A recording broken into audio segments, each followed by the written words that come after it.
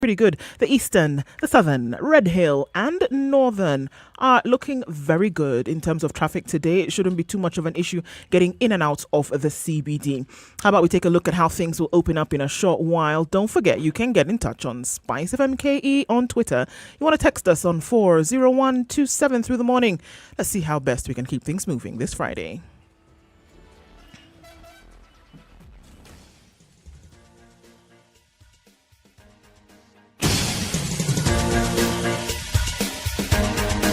This is The Situation Room, the home of hard-hitting political commentary and penetrating insights about the state of the nation. This is a talk radio experience like no other. The Situation Room, a place for hard truths, debates, and elevated conversations. The Situation Room, witty, political, engaging, deep, controversial. In the room, we have C.T. Muga, researcher, academic, seasoned political observer, a fountain of wisdom in these politically uncertain times. Ndu Oko, Nigerian by birth, Kenyan by choice, communications expert, Pan-Africanist, a truth seeker and believer in people power, and Eric Latin, agent provocateur, the man in the chair, seasoned journalist, news hound, a man who believes in punching up, not down.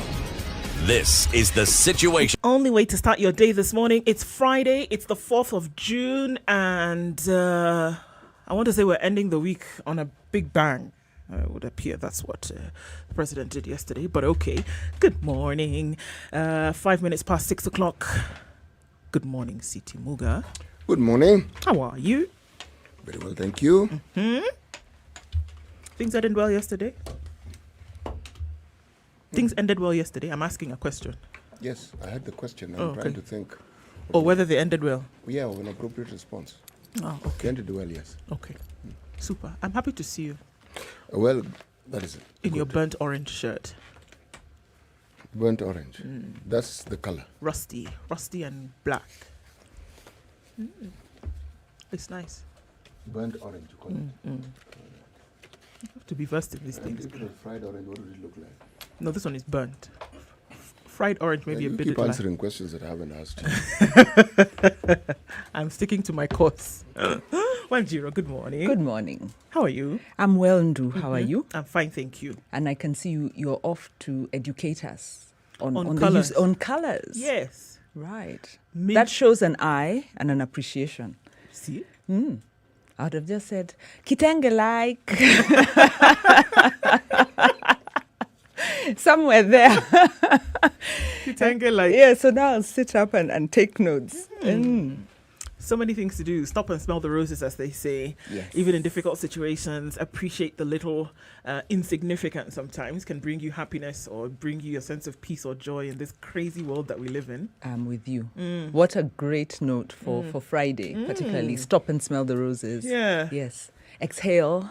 For a minute even. It's not that serious. I mean, sometimes it's dire, but really, yeah. It can be good. It can be. Yeah. Okay, so quite a few conversations to have today. We will be looking at, all right, so here we are. What can the country actually do to get us out, or at least start to take steps towards realizing the problem that we face? And we're going to be joined today by Daisy Amdani to have that conversation at 8 o'clock. We're going to be looking at the NMS, Nairobi Metropolitan Services. What have they done almost 2 years down the line, and what can we expect in the coming months? And then the president did what everybody's been complaining about for the last 1.5 years or so, and went ahead and appointed judges to kind of quell a lot that has been said in the recent past. We're having a conversation about that later. And it would appear that he has yielded to these demands that have been coming out over and over again, and has played this card. And it would seem as if to many people played it very, very well. Okay, so we'll be having those conversations today. Our live streams will be up in a short while. SpiceFMKE on Twitter and YouTube. And don't forget, wherever you're tuned in around the country, we're going to give you that frequency for Nairobi 94.4. If you're in Kisumu 102.5, Eldoret 96.7, 90.9 in Nyeri, and 87.9 in Mombasa. That's where we can continue with this conversation this morning. But before we do, let's look at COVID-19 in numbers around the world. 172 million cases is what we're dealing with currently. And if we look at what's happening in the country right now, with COVID, according to the Ministry of Health, we're still asked to be extremely careful, of course, but then now in the numbers that they're giving us as of yesterday, and the COVID vaccine, the second Covishield vaccine, already 1,386 people have been vaccinated with the second AstraZeneca vaccine. This brings the total number around the country to 972,601. We also saw yesterday 432 new cases of COVID in the country. 3,800 was the sample size. So from that sample size, we're looking at a positivity rate of 11.8%. 306 people have recovered and have been sent home, and 17 deaths yesterday, taking the total death toll to 3,223 in the country. All right. So we're still looking at a positivity rate around the country of about 6%, just over 5. The preferable number is to have it well under 5, but it looks like we are still seeing low numbers.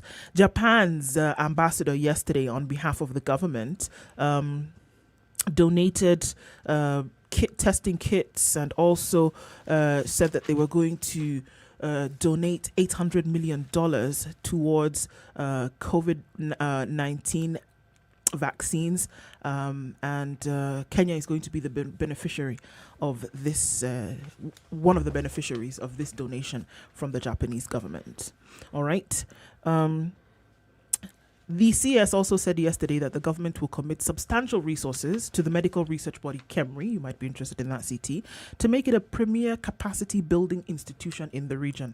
Read it again. So, the CS, Ministry of Health, Musai Kagwe, has said the government will commit substantial resources to the medical research body KEMRI They mentioned to make it a Then premier just capacity skip it and building continue reading institution whatever you want to- Enough. in the region. Enough. Substantial without amounts being mentioned doesn't amount to much. Just read the next Umetosheka? thing. No, that's I've heard enough. Okay. Because similar statements have been made in the past, and very little has happened to actually make it real. So just skip it and go to the next article that you want to talk about. So, the fight against COVID-19 in Kenya received a boost with the Japan International Cooperation Agency, JICA. What they did was also donate 75,000 PCR kits to KEMRI to boost the lab's capacity for COVID-19 testing. So this was a donation that came through yesterday and received by the Ministry of Health. So the fight against COVID, here we are still.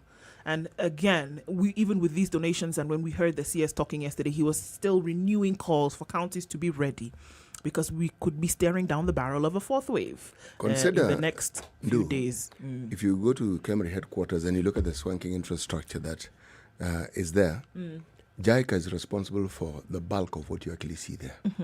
The buildings, some of those things that you talk about. There's been a lot of contribution from other agencies like CDC. Okay, Wellcome Trust has done a considerable, not just considerable, an exemplary job in Kilifi. And the other partners in the western part of the country, like Walter Reed, who have also come in and done an exemplary job, just not with infrastructure, but also with ensuring that whatever has been put up there actually functions as it should. So it's commendable. But that the government says it wants to infuse money and doesn't say how much, doesn't tell us anything. Yes, we continue to rely on donor support for our health service. Was it James Muraguri on Monday who talked about, I can't remember what percentage it was, whether it was 50% of Kenya's health budget coming from outside. It is supported, yes. So And it when has been higher in the past. you're looking at sovereignty, as sovereignty of a country that's putting itself out there as a middle low income country, what they're calling a frontier economy, and we can't finance our health needs. Kenyans pay, I can't remember the statistics, it could be 300%, but at least 200% of their income on health.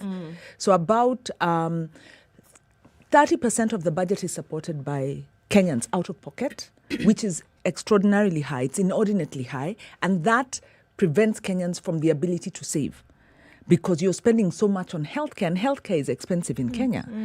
And then another big chunk comes from outside. So priorities.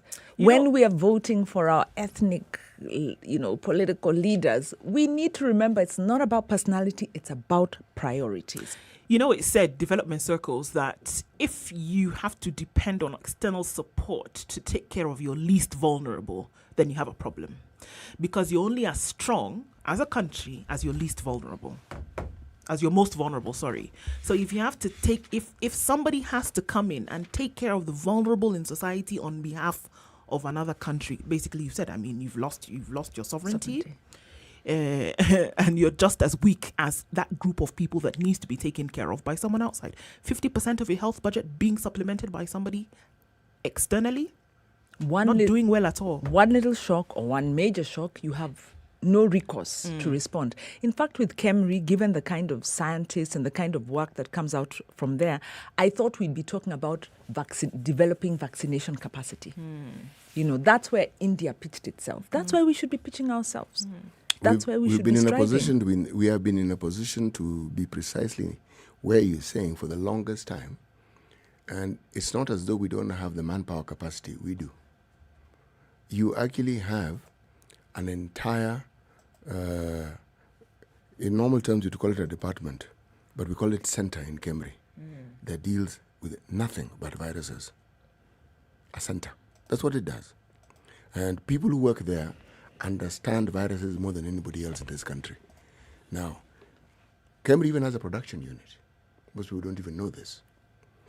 That production unit for the longest time produced testing kits for HIV. Now, if you can produce test kits for HIV, you can produce test kits for what? For COVID. Yep. Yes. So, when you talk about capacity, somewhere along the line, that particular boat was missed. Priorities. Yes, it was. Because if you look at the funding that the government has received, specifically when HIV and AIDS was ravaging the country, the funding that the Ministry of Health got, the support system, you need to understand that HIV and AIDS funding wasn't just about ARVs and care and treatment. Care and treatment for HIV meant treatment for any opportunistic diseases known to mankind and was yet also to be known. covered. It was covered. So it means the entire health care process was being supported. Entire. We only saw how the blood donor services collapsed when that aid came to an end. And they were told, because with funding you're told. It's coming to an end. It's 3 years, 2 years, 5 years. Yourself. You are told 3 years to go, 2 years to go, Exactly. 1 year to go. And in that case, they even had time extended. And they were still sitting back and wait. Some of these things are so ridiculous. It is, and to actually think about it can actually get you into a depressed state.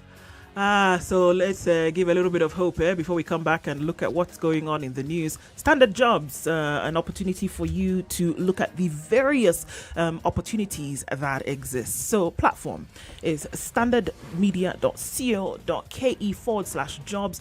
What you need to do is log in with your account, or if you have not created one, go ahead and do so. And once you do, then you will have access to all the jobs that have been advertised. So today we are looking at Senior Business Development Officer of Jubilee Insurance. That's a permanent position up for grabs. Operation Assistant, Moving Company, Claims Medical Assessor, Graduate Commercial and Programs Coordination Trainee, Business Development Officer with Jubilee Insurance. Once again, quite a number of jobs today from Jubilee Insurance. Economic Mobility Assistant. Well, there's a mouthful, but it's a job that's available. And there's a day left to apply for some of these positions. So standardmedia.co.ke/jobs have array of jobs available today, so you can go in and have your CV actually on record for future opportunities. It's Kenya's biggest conversation. This is the Situation Room. We're going to come back and look at what's going on in the news according to the papers.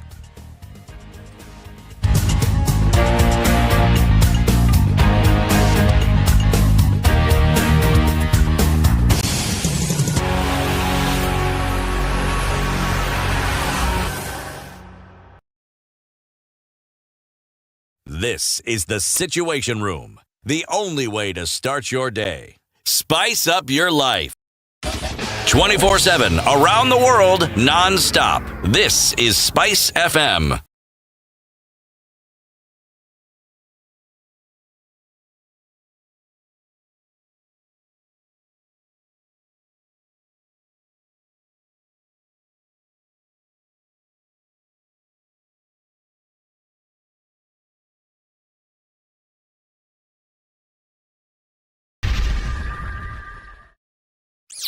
What is the best gift to celebrate a birthday?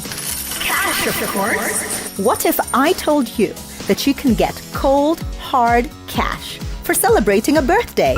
This June, I, Olivia Otieno, is giving 10,000 shillings to 41 lucky Spice FM listeners to celebrate my 41st birthday. That's right, this June, 41 lucky Spice FM listeners will get 10,000 shillings cash. All you need to do is SMS the word cash to 29599. That's cash to 29599. And if your SMS is number 41... Nairobi this morning, cloudy conditions for most parts of the day at 15 degrees. It'll become clear soon. Highs of 24 and lows of 13. It's partly cloudy in Nyeri at 14. Highs of 23 and lows of 14. 26 will be the high in Nakuru today. It's mostly cloudy at 15. Clear conditions in Eldoret as well at 13. Highs of 24. We'll see highs of 28 in Kisumu, where it's clear at the moment at 19. Cloudy conditions in Kakamega at 24, highs of 28 and lows of 16. Light rain in Mombasa at 25, highs of 30 and lows of 24. We're looking at 26 and partly cloudy conditions in Malindi, highs of 30 and lows of 25, and clear conditions in Kampala at 21, highs of 26 and lows of 18. Mostly clear in Dar es Salaam at 21, highs of 30 at 4 degrees. Johannesburg will be at a low of 0 today. Highs of 12. 31 will be the high in Lagos. Light rain at 26. And mostly sunny conditions in Kinshasa at 23. Highs of 32. We'll see highs of 30 in Beijing. Sunny conditions currently at 29. 19 degrees and sunny in Paris. Highs of 27. Highs of 18 in London, where it's clear at 16. And 18 degrees in New York Thursday night. Mostly cloudy conditions. We'll see highs of 22 and lows of 19.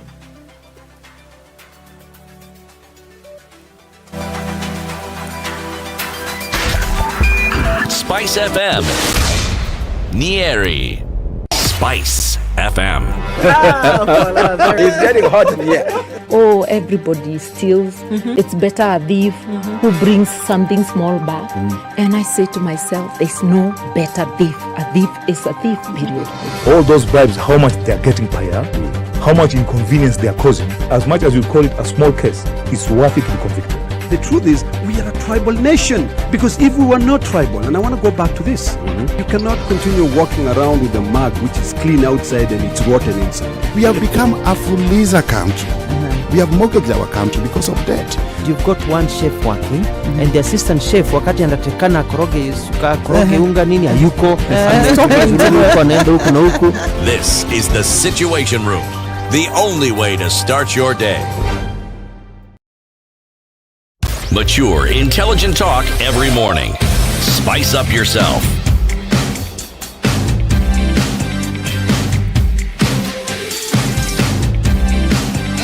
Mornings done right.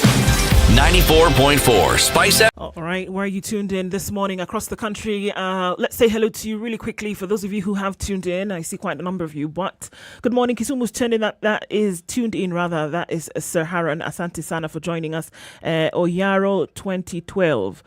So he said, for close to 2 years, the media in this country had made me believe that the 41 judges were being promoted to Court of Appeal, and the court was understaffed due to those judges not being appointed. Now it turns out that the appeal court only had 10 or less. So what's the beef? What's the problem, Oyaro? You wanted to know that there were more. He could have done his own research, surely. Okay, so there are 10. Why are you complaining? Okay, guys. Well, good morning. And the live stream is up.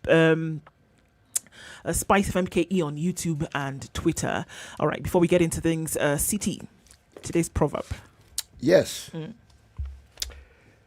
It is the great God that draws water from the termites. Pardon? Yes. What again, please? It is the great God that draws water from the termites. Yeah. It's the great God that draws water from the termites. What does that mean, City? Where is this from? You want to twist our brain? West Africa. Draws water Côte from the d'Ivoire. termite. Côte d'Ivoire. You seem to be liking this country nowadays. Oh, no. Next week, we'll be looking at another country. We'll probably go to the southern part of Africa. Okay. Yes. It is the great God that draws water from the termites. Yes. I was not aware you can draw water from the termites. Think of it as the gods not really needing to draw water from anyone. And then think of the termites and their significance when you look at the larger ecosystem of the planet. We know they're important, but are they always considered to be important? Or a nuisance. Yes. Think along those lines and you. Okay. That's a deep one. It is. Quite. Okay. So things are happening. Where do we want to start? Okay. Now, Uhuru rejects 6 judiciary nominees, and that's on the front page of The Nation. On the front page of The Standard, it is judges. Uhuru yields. So I guess 2 different sides to look at one story. After a long standoff with judiciary and defiance of court orders, the president gazettes the majority of judges proposed by the JSC, but strikes out 6 in what could trigger another legal row. On the front page, legal minefield. President Kenyatta yesterday appointed 34 out of the 40 individuals recommended by the Judiciary Service Commission as judges, setting the stage for another legal battle. So I think that's one thing that seems to be clear, that it's going to be a legal confrontation in the next few days. The High Court in February last year ruled that failure by the president to appoint the persons recommended by the JSC as judges was a violation of the Constitution and of the Judicial Service Act. All right, so if we're looking at the details of this, I mean, it was clear, we saw by way of Gazette yesterday that this has happened. But the Standard is calling it heartbreak for the 6 judges as he rejects their appointments. He has turned down their nomination. In a special issue of the Kenya Gazette published yesterday, the president appointed 34 of the 40 candidates nominated by the JSC to the Court of Appeal, Environment and Land Court, and the Employment and Labour Relations Court. A statement from State House stated that the president turned down the nomination of High Court judges Joel Ngugi, George Odunga, Agri Mushalule, Weldon Korir to the Appellate Court for failing to meet the required threshold. Also not making it to the list of the appointees were the Registrar of the High Court, Judith Omange, and Chief Magistrate Evans Makori, who had been nominated to the Environmental and Lands Court. A brief detailing the bios of the candidates, which was attached to the Gazette notice, simply stated that nominees left out of the appointments had not met the threshold and would be referred back to the JSC. So yesterday's appointments come just 2 weeks after the BBI was declared illegal and unconstitutional. And those in the team, interestingly enough, were High Court judges Ngugi, Odunga, Jairus Nga, Teresia Matheka, and Chacha Mwita. Appointment of the 34 also comes 2 weeks after the swearing into office of Chief Justice Martha Koome, who had set diplomatic negotiations with the executive as among her priorities to ensure that the judges were appointed. So many things could be happening here. Many are saying that, all right, already Justice Koome is working, and that we can see as soon as she has come into office, not less than 2 weeks later, these negotiations may have taken place and the appointments have been done. Others in other circles saying, okay, well, it's clear that these 6 had some sticking points somewhere and they were not comfortable with. In terms of meeting the threshold, in terms of ability to do the job, that is what now would cause the legal row, because how then did they not meet this threshold? I mean, look at some of these individuals that are up for mention here. Justice Ngugi has been monumental, for example, in the fight against corruption and some of the rulings that she has brought about, talking about governors and how they cannot go back to office once any kind of allegation or charge has been brought against them. And we've heard her coming out quite strongly in these areas.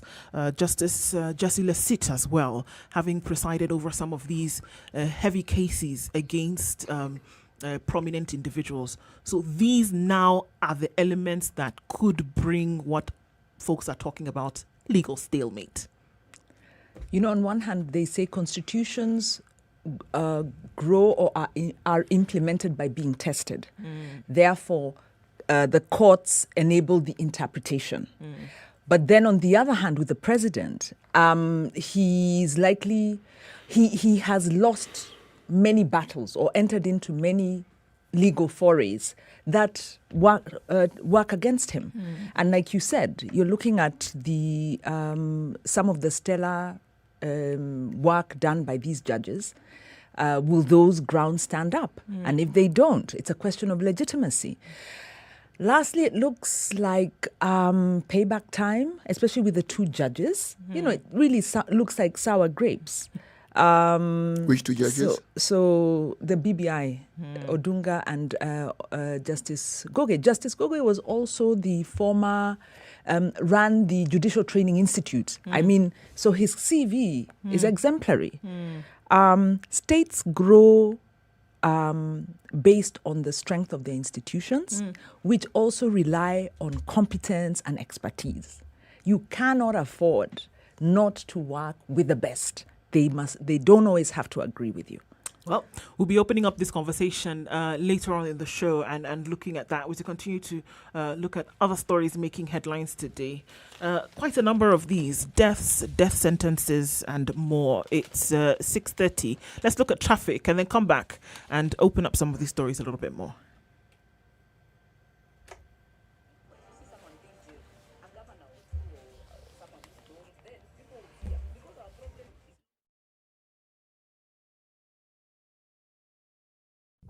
You know, when you see someone being jailed, a governor or two or someone who stole, then people will fear. Because our problem is not the borrowing, it's the stealing. We've become actually a nation of thieves. The only thing we lack is an opportunity to steal. The guys who quote the Bible and say, I'm a Christian and all that, and you know they're thieves.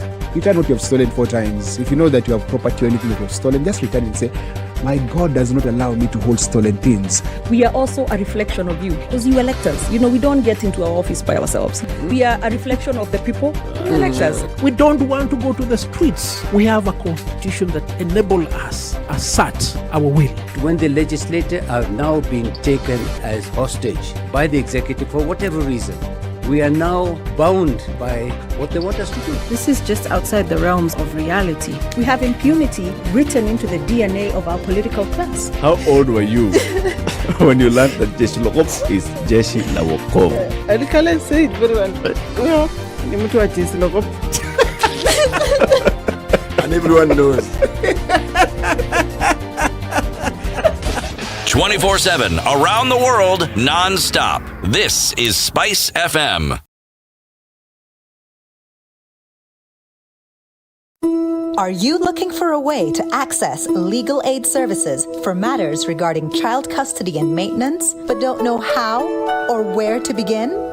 Join me, Olivia Otieno, on 00 Direct this Saturday from 10 a.m. for the Lawyers Direct Legal Clinic, a special interactive session where we will be joined by legal professionals to learn about the mandate of the National Legal Aid Service and answer all your questions regarding access to legal aid for child custody and maintenance. That's 00 Direct this Saturday from 10 a.m. on SpiceFM.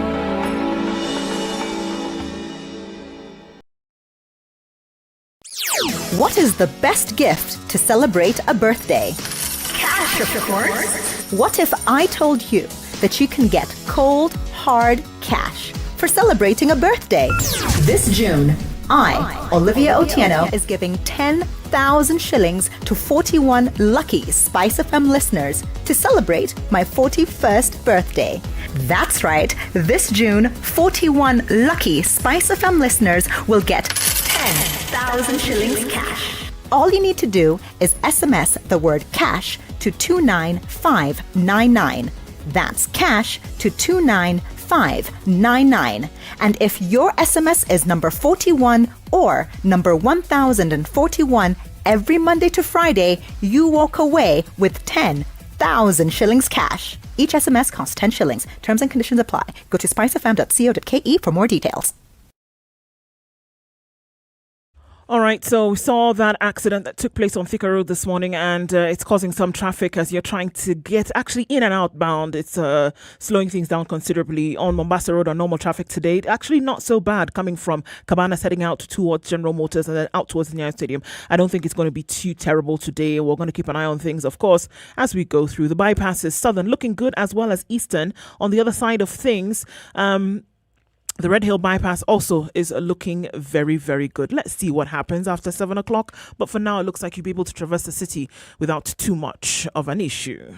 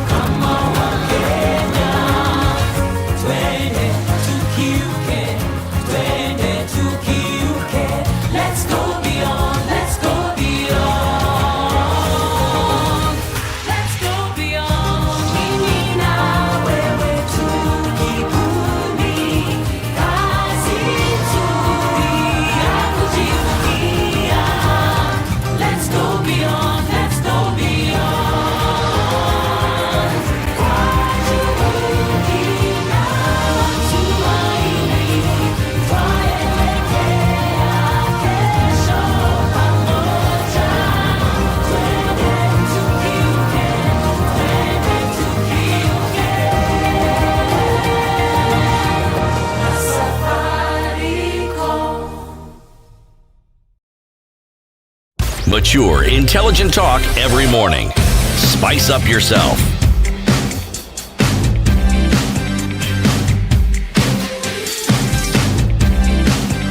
Mornings done right. 94.4 Spice FM. Ndroko, City Muga, and Wanjiro Gikonyo. As we are looking at what's going on in the papers this morning, Wanjiro, what do you have? I think some positive news for a change. I think we need that. The Senate has approved Nakuru's bid for city status. Nakuru municipality will now be the fourth city in Kenya after the Senate voted to support its elevation yesterday. The county applied in 2017. This has been, it was a flagship project of the governor's, and he made the push for Nakuru to become a city and embarked on an ambitious upgrade of infrastructure in the town. So there were 2 abstentions with 38 senators voting in support of the elevation. This is great news because on one hand, when you look at devolution, the role of cities is very, very critical because cities have the potential to raise revenue and really support effective local development. So if you look at, we borrowed heavily from South Africa, the big cities or the big metros like Johannesburg. Yeah. Are, they've got considerable powers. They're able to raise their own revenue. They're even able to lend money because of the kind of independence they have. In Kenya, the rights and powers of cities are not as strong. And so that's another discussion that the Senate's been picking up. What's the role of cities? How do we make them more independent and more accountable? But this is good news for devolution. I think so. And I think also that the responsibility that then is now placed on a country when you increase the number of cities, it increases, the responsibility increases, but what it does is that it comes with added benefits, because as that responsibility is greater, what you then want to make sure that is that you're maintaining a certain profile, because you have to. By the time you graduate from town to city, there are certain things you must do. There are certain thresholds that you cannot fall under. And so I think what it does is that it forces some kind of, number one, economic activity. It forces administration, or rather, administration responsibility. It forces you to operate in a certain manner. It's like you're not just doing an internship now, you're doing the job. So even as it works, you say, okay, so in terms of status, but at the same time, you're adding to the profile. And if you'll see that the countries that have more cities that are operating in a certain manner in terms of their development index actually continue to rise in terms of points. And I think it's a good thing. Yes, that is if you have a country that understands that the national government doesn't have to poke its finger in every pie and control everything and actually cede power. And allow you to actually get the job done. Yes, because we have, how many cities? We have Nairobi, we have Mombasa, we have Kisumu. Kisumu 3, yeah. With the absence of Nairobi, that is the capital of the city. Tell me this great thing that you've seen happening in Mombasa and this great thing that you've seen happening in Kisumu. And they've been cities for the longest time. What is it? Don't say absence of... Why do you say absence of Nairobi? If you leave Nairobi aside, this is the capital city. That's why absence. So inevitably it will grow. Nairobi doesn't have a choice. Yeah, it doesn't have a choice but to. Yes. I mean, because it's recognized within the country, it's recognized regionally. I was going on the Nairobi Metropolitan Services trajectory, but let's not go there. No. Let's look at the city as a city. I'm just thinking of the city, and I'm thinking that everything you say is absolutely true and it's what should happen. In theory. Yes. If you have a situation where we don't even empower our county governments to be able to function like at the very least semi-autonomous units. Okay. Now, a town within that particular county, you tell me, how far do you think we're going to go with that? Totally agreed. Yes. And in fact, that's the big discussion. The Urban Areas Act is totally inadequate.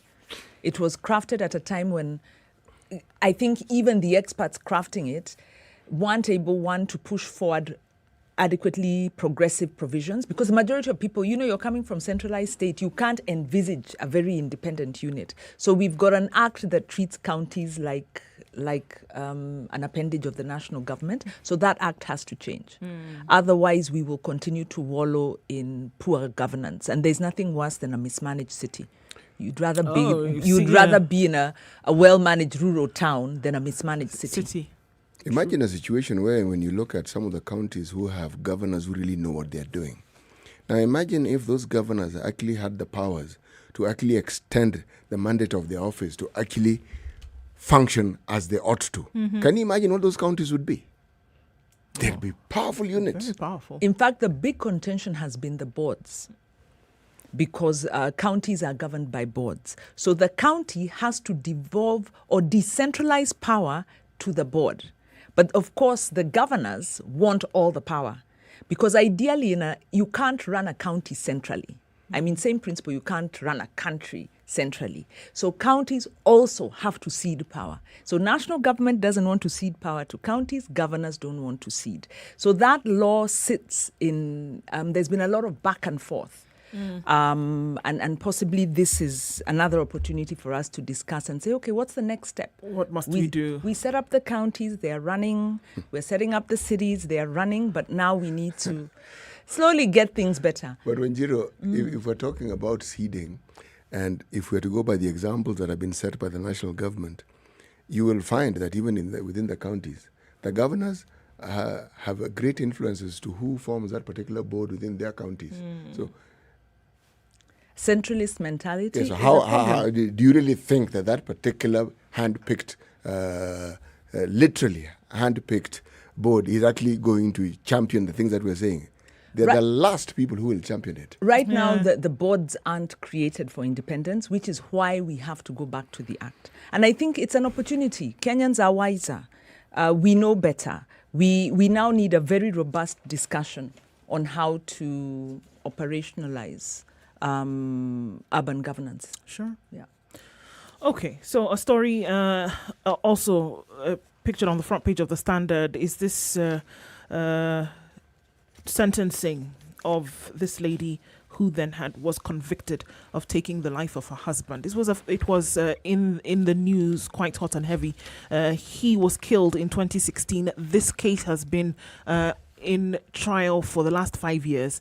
She was then convicted of the murder of her husband in April, and then her sentencing took place yesterday. If you will remember, it was a packed case. It had all the details of how this woman, because of claims of infidelity by her husband, then according to the courts, did come up with a plan where she included someone else who then went and took her husband's life by way of strangulation. And so she had hired criminals that included her co-accused Isaac Nganga, alias Gikuyu, to kill Mwangi. who went missing on the 6th of November 2016. His mutilated body would be found dumped in a coffee plantation in Juja in Kiambu County 8 days later. So yesterday, Muthoni, who sat in the Langata Women's Prison in a cell as she followed the virtual court proceedings, she had appeared composed, but she was looking around the room to see if there was anybody who would hear her. Her children had previously approached the bench during one of the proceedings and asked for leniency for their mother, as they would essentially be left kind of like orphans because their fathers they had already lost their father. During the sentence, and this was her daughter June Bithi, she had made this passionate plea. But yesterday, Joel Ngugi, interestingly enough, who sat on the 5-judge bench that delivered this verdict previously for the BBI, he said that this was not something that he would allow to go just like that, because the way in which this man was murdered, the way in which he was killed was wicked and vengeful. And he said that the way in which he then would deliver the sentence was by giving her 30 years in prison for his murder. Hell hath no fury. You know, anytime there is something that appears to have been orchestrated, I always get the feeling that there's a lot more to this story than we actually read in the papers. Because it didn't take place once. This was meticulously planned. Yes, money was paid. It was hired three deliberate. Hitmen. She wanted him dead. Why not leave him? Right. She wanted. That's what I'm saying. By the time somebody wants someone dead, what do you think has happened? Because normally you'd think if a relationship goes sour, people part ways. Yeah. But by the time somebody wants someone dead, what do you think you're dealing with here? That's really the question I'm asking. The perpetrator has a problem. Yeah. Has a problem, and it's her problem. Yeah. She took somebody else's in life. Cases, in issues of marriage, things are really that simple. Rarely. 30-year marriage.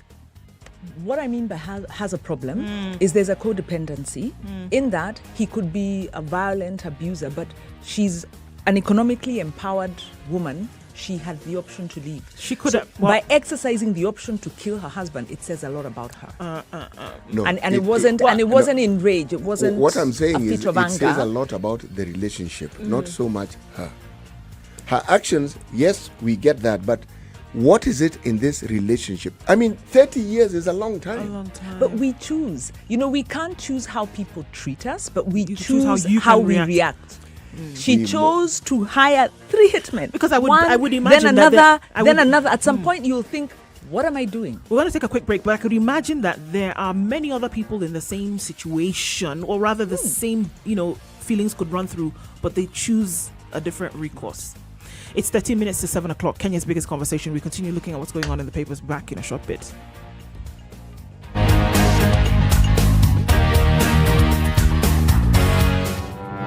There are so many people peddling what is false, and that it bears remarkable resemblance to what is true. Politicians have their agenda, and their agenda is to use every opportunity to sell that agenda and to loot this nation. I have seen major strides that are done in this country when we talk to each other as against talking at each other. We start getting back into the tribal cocoons which were put to us by the colonial powers. They gave us physical freedom but not mental freedom. We're still mentally colonized today into these cocoons of tribe. Now, if you live in an area where it's difficult to find a dog, use a goat. I kid you not. In which part of this country is it difficult to find a dog? So that you resort. Afande hii umbo yako iko na nini umba special. This is the Situation Room, the only way to start your day.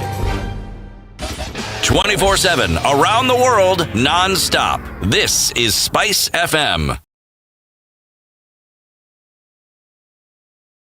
Procurement of legal services has been challenging due to the COVID-19 pandemic. In view of this, SpiceFM has partnered with the International Development Law Organization and the National Legal Aid Service to answer all your questions regarding access to legal aid services during the pandemic. Tune in to Double or Direct with Olivia Otieno every Saturday from 10 a.m. for weekly informative and interactive sessions with the help of legal professionals.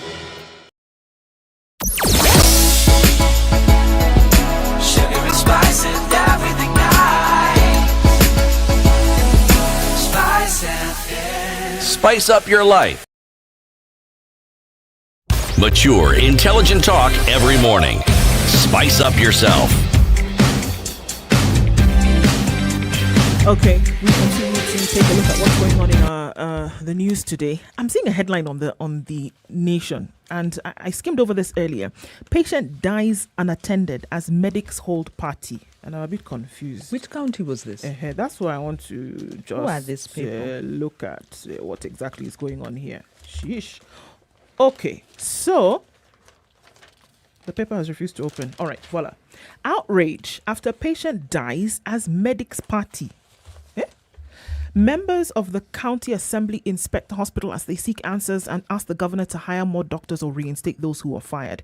If it were not a birthday party for one of the medics at Nanyuki Teaching and Referral Hospital, Halima Hassan, 58, probably would still be alive. On May 31st, Ms. Hassan was in need of urgent medical attention, but a birthday celebration for one of the medics at the Laikipia County government-run hospital could not wait. Her family helplessly watched her take her last breath. She was in so much pain, but the medics were busy merrymaking at a birthday party, and angry Ramadan Hassan, her son, said yesterday. The patient was rushed to the hospital around 3 p.m. by her husband and children after complaining of a sharp headache, having suffered a stroke. By the time the hospital's outpatient department was full of patients who had not been attended to for the better part of the day. So the family opted to take their kin to the emergency department. Hassan, the fourth born in the family of 6, said the medical practitioners at the emergency department directed them to the lab section for a series of tests on his mother. But Halima could barely move, so her family rushed to the lab to consult on how the tests could be conducted on her. She was left at the waiting bay at the emergency department. Upon arriving at the lab, Hassan said he was told to wait for 5 minutes so the attendants could shut the doors. The medics in the lab were then singing happy birthday for one of their colleagues, the life and pain of dozens of patients notwithstanding. 5 minutes turned into 1 hour. As Halima's life was slipping away, all her family could do was crack jokes with her. Desperately hoping that she would hang on to dear life, she died surrounded by her family at the waiting bay as the party continued. Statement from the governor? Not quite yet. Not yet. This is from the county assembly. Yes. So Governor. Messy. So in 2019, we had seen that Governor Mureithi had dismissed 34 doctors from the service. And now we hear the county assembly saying, look, if these are the kinds of things that are going to happen, because we understand this particular story, they got to hospital and there were other people who were also waiting to be attended to, right? So the county assembly of Laikipia is now saying, look, we fired 34 doctors. If it's a problem, if it's a problem that they're not enough, let's rehire them. But there were staff in the hospital. They were having a birthday party. I don't know. There's more to this story. Once again, if you know how a hospital functions, I want you to think about a birthday party being held within a hospital. First of all, let's start there. Yes, it can be held, but you are saying more or less that all the function the hospital sees because of a birthday party. I don't see it happening. They asked her to go to the lab.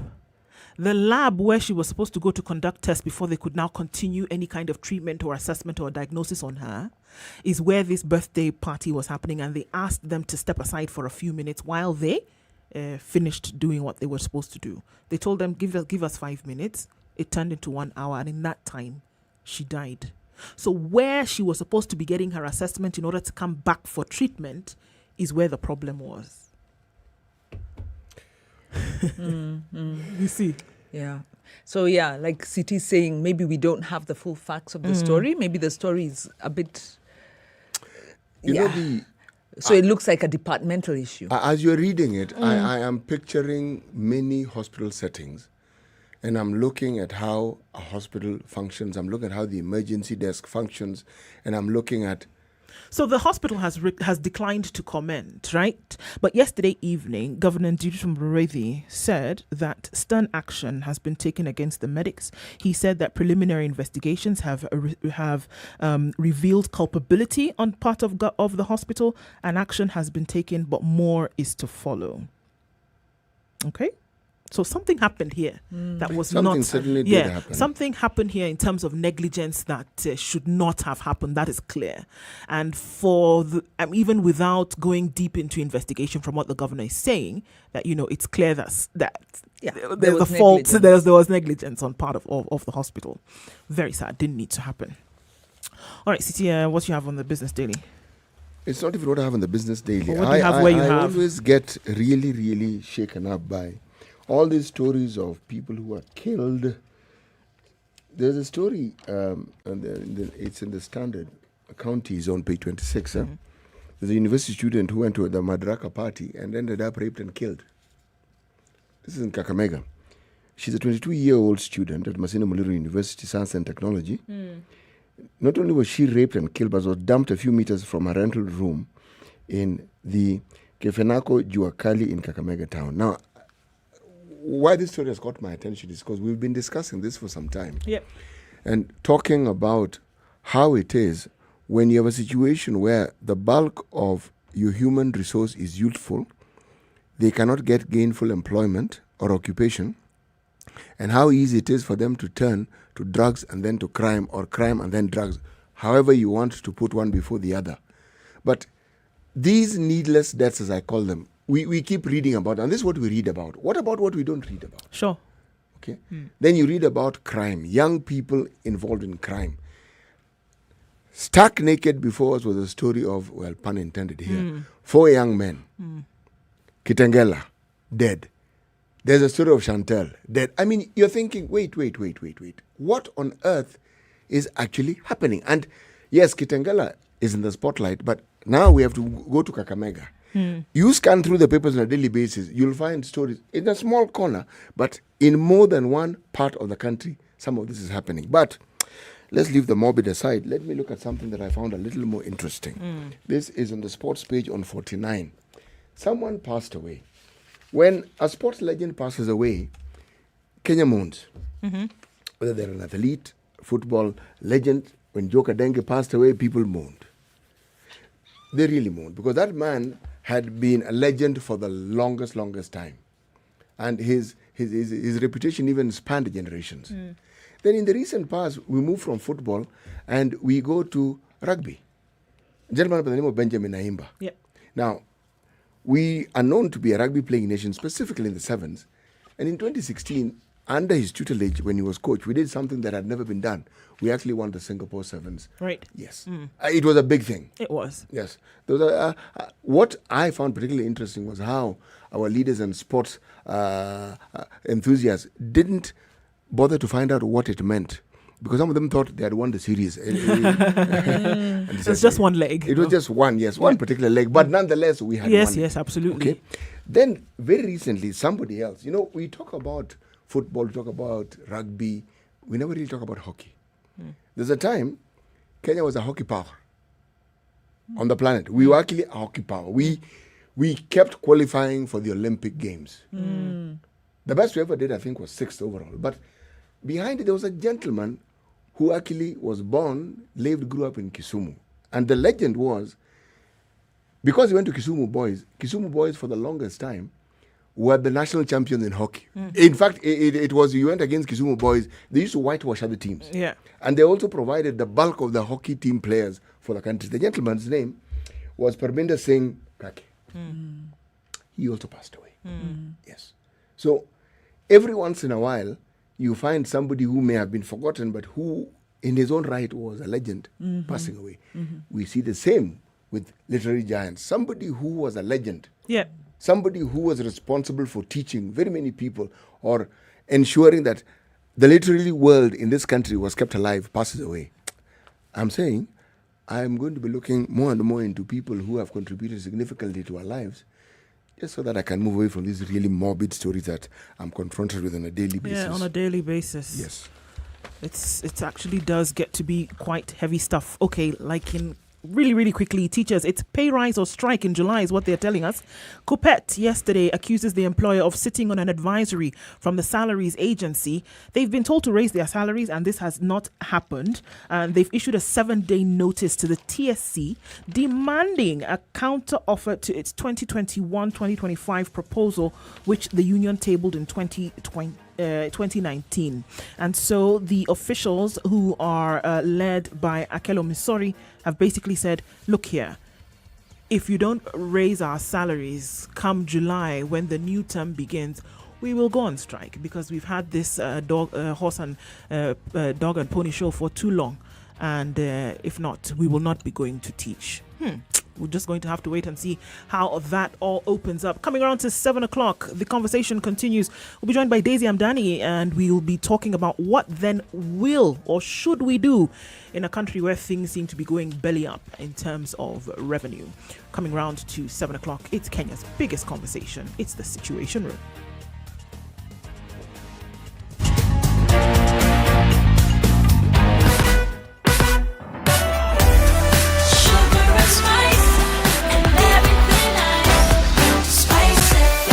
Spice up your life. The latest news from around the world. 94.4 Spice FM.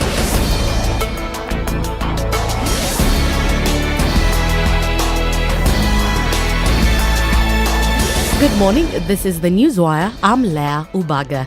Nearly 2 weeks after newly appointed CJ Martha Koome took office, President Uhuru Kenyatta has appointed 34 judges and left out 6 judges, among them Joel Ngugi and George Odunga, who are among the 5-judge bench who made the ruling that blocked the BBI process. During Chief Justice interviews, Koome assured the panel over the appointment of the 40 judges. I will pick up a phone and fix an appointment with the appointing authority. Lady have one, either an assurance that my lady's cause will be picked, or 2, a way that will make my lady's cause be picked. When I'm occupying this office authorizes me to pick up a call and ask to speak to His Excellency, the President.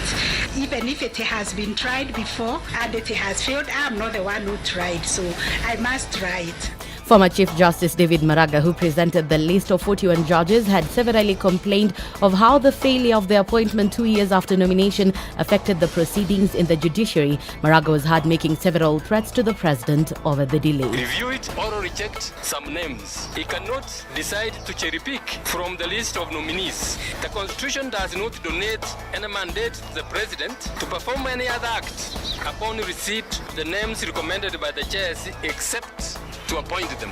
You also know that I have, for a long time now, unsuccessfully sought an appointment to discuss this issue with you, leaving me with no option but to raise the matter through this public statement. The 7 Court of Appeal judges who've been appointed include Msaga Mbogoli, Omondi Helen, Ngugi Grace, Francis Toyot, Pauline Nyaboke, Jesse Lasit, and Kibaya Laibuta. Some of the other 18 judges who've been appointed to the Environment Court include Maxwell Gisheru, Fred Nyagaka, David Mwangi, and Esther Asati. Judges appointed to the Labour Court are 9, among them Bernard Matanga, Stella Chemtai, and Agnes Mwini. Elsewhere, the government is investigating some hospitals that charge Kenyans before vaccinating them against COVID-19. Health CS Mtai Kagwe says his ministry has identified counterfeit vaccines in some hospitals in the country. He further says that no other health facilities have been approved to offer the vaccine other than those listed by the government. The DCI has moved in some facilities that have been illegally vaccinating people for COVID-19 and charging them for that vaccination. And I would like to tell Kenyans that such exercises that are going on are illegal, and chances are that you are not even being vaccinated with proper vaccines. There is every possibility that you are even being vaccinated with water and paying for it. And therefore, I want to warn the country and Kenyans at large. Vaccination in Kenya is free. Nobody should be charging you for it. Kagwe says his ministry has put in place strategies to eradicate coronavirus in Kisumu County as well as in Western Kenya, where infections are on the rise. So far, the number of coronavirus infections in the country are 171,000. That's the Newswire. I'm Leah Ubaga. Spice FM, Nakuru. Okay, I don't know how this happened, but in the last 5 minutes, everything has gone belly up. I beg, follow me talk. Because now, first of all, let's start. President Uhuru Kenyatta will be headed to the Jamhuri grounds this morning, and that's for the breaking ceremony of the 4K clubs in schools. So if you're going to be using Gong Road and you haven't gotten off on Gong Road, now would be the time to do so. If you don't want to do it now, you will not be doing it today. So let's just be aware of that. And then while we were away, there is a vehicle that has overturned on Outer Ring this morning. So please take caution. It's in the middle of the road. Use the service lanes at Mtindwa if you can. There's some serious fog on Gong Road at the Southern Bypass interchange. So the visibility is extremely poor. You have to watch out for this as well. In addition to that, there's some oil spillage on the road at the former Taj Mahal area all the way to Allsops. So we're looking at the connection from Mombasa Road all the way through to Thika Road. There's oil spillage, so you have to go a lot slower, and that is causing some serious traffic. I don't know where we were, but it would seem as if all of this happened in the last 5 minutes. So we need to be very careful as we're on the roads this morning. Things are moving very slowly. Talk to us if you get stuck somewhere. Let's help somebody else out. Or if you find a good route, let's use that as well. SpiceFM KE, that's how you can reach us on Twitter. Text 40127. Let's try to keep things moving this morning while keeping safe.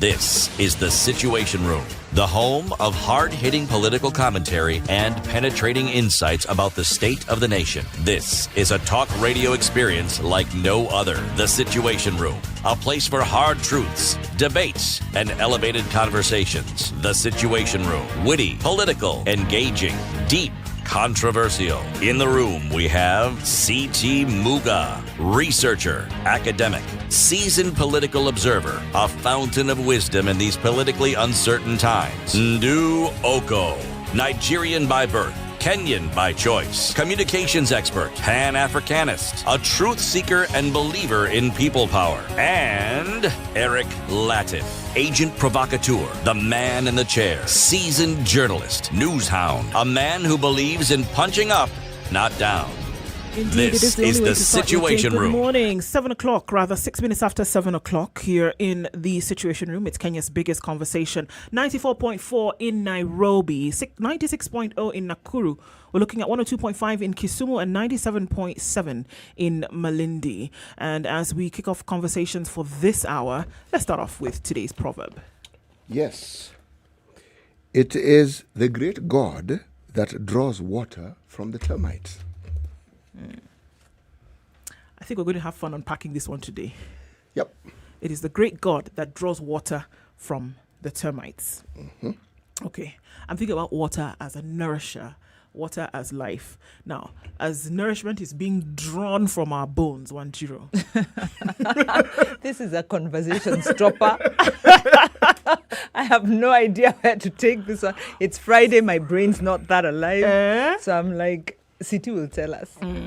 But we can open it up to the lines. I'm like, no idea how you get blood from a termite. Water.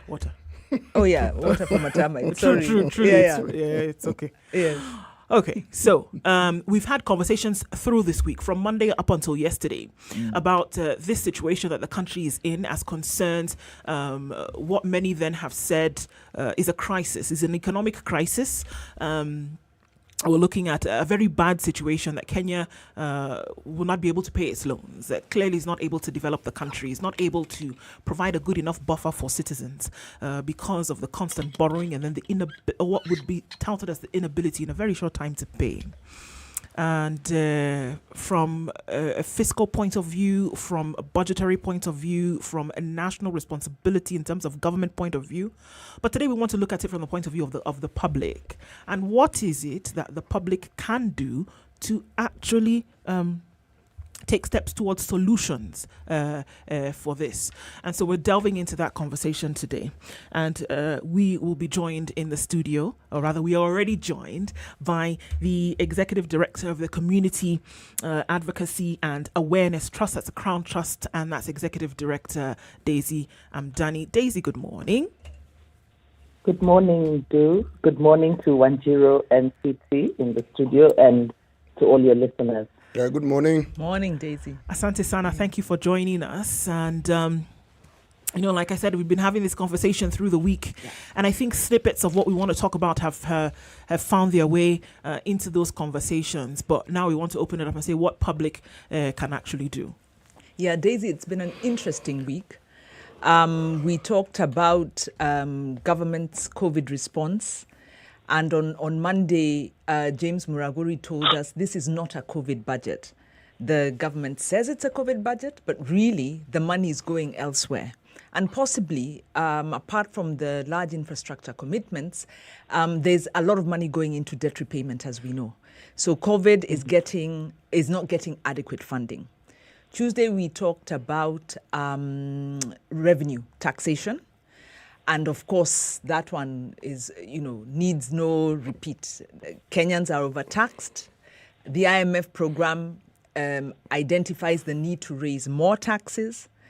The IMF was instrumental in the lifting of reliefs that were cushioning Kenyans against the COVID pandemic, were instrumental in increasing VAT on fuel, and there are other taxation measures in the offing. On Wednesday, we talked about corruption, debt-fueled or corruption fueling debt. And yesterday, we had a very interesting conversation asking whether Kenya is headed the Greece way.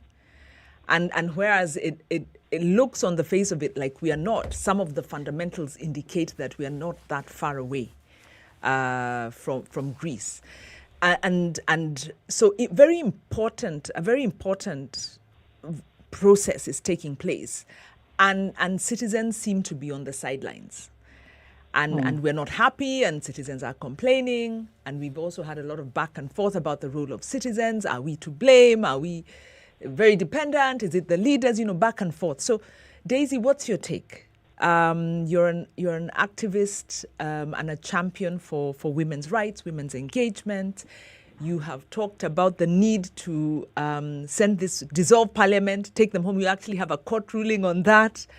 You're also a champion on Linda Katiba. You're really at the forefront of mobilizing citizens. And citizens are missing out on one of the most important discussions. What's your take? Mm-hmm. Well, thank you so much, Wanjiro, for that. My take, first of all, is that I actually think that we're in a not so good place as a country. And I don't even want to be prophet of doom, but Kenya is actually in a very precarious position. And the citizen is in the dark, because for active citizen engagement, there has to be transparency and openness from government. But right now, the government has been completely opaque about, first of all, the IMF program and the commitments that they have made to IMF, and what those commitments, the implications of those commitments on Kenyans. So the first thing is that we must understand, for effective citizen participation, information is required. And it is also a constitutional requirement, because Article 201 in the Constitution makes it mandatory for all arms of government to ensure openness and accountability and transparency in financial matters. We are not seeing that. So we don't even know what the IMF, what the government has committed to IMF. We're just seeing those consequences coming to us. And I really want to thank you, Shiro, for being in the forefront with TISA and the Okoa Uchumi Coalition, really in terms of being able to break it down and try and share this information with Kenyans. But we're going to have to do so much more, because we are competing with politicians. In fact, for me, I keep telling people that a lot of the politics that you see happening right now is an effort to distract Kenyans from the real issues, because our politicians and legislators who are supposed to be representing the people are actually not addressing the pertinent issues. And maybe it's because either they don't have solutions to these challenges that the country is facing, or they are so overwhelmed so that, it's an act of sweeping things under the carpet and waiting for things to blow up. And for us to be able to forestall that, it now falls upon us as active citizens, civil society groups, to organize around understanding where our country is and being able to break it down to people. The good thing is that many people are feeling the effects of it, all of us. And, this is not a case of Wanjiko, which is, the colloquial name for the ordinary citizen. There is no Kenyan who is not feeling the effects of the IMF program and the government's commitment through, increased taxation, increased cost of living, inflation, So everybody knows that we're in trouble. If it is civil servants, they're not being paid on time. Doctors are not being paid on time. I just heard in the news reel that, teachers are threatening to go on strike. We have so many, so much civil strife because of the government not meeting its recurrent obligations.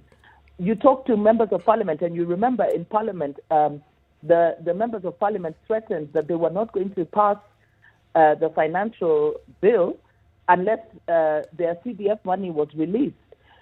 We're coming to the end of the government's financial year. CDF that should have gotten at least 100 million, I think by 2 months ago had only gotten 16 million. So everybody knows that the government is actually facing a very serious cash crunch. It is irresponsible that our leaders are not addressing it. But then that doesn't mean that we as citizens should fall into the ruse that our leaders are trying to run around the people. We need to bring this discussion to the people, and as a matter of urgency. Daisy, when you talk about bringing the discussion to the people, I see this twofold. Like, first of all, a fundamental understanding of exactly what is going on. That because it needs to be translated into a way that people can understand, because it is this body out there externally that has given money to Kenya. That's what we know. And essentially, maybe the primary message that is reaching is that, all right, this money is going to be used to boost the country in one way or another. But there's a lot more that's going on. So involvement means a total understanding. And then beyond that, there is a call for citizen participation. How exactly? And I'm talking tangible. How then is the public to be involved in this? So I think that the first thing is for civil society organizations. So those of us that are, able to engage with the information, because we must remember that a lot of people shy away from engaging in matters of the economy because they consider it a very esoteric discipline that is, away from the grasp of many people. But the truth of the matter is that it is not. However, we do have entities, civil society organizations, TISA being one of them, IBP, IEA.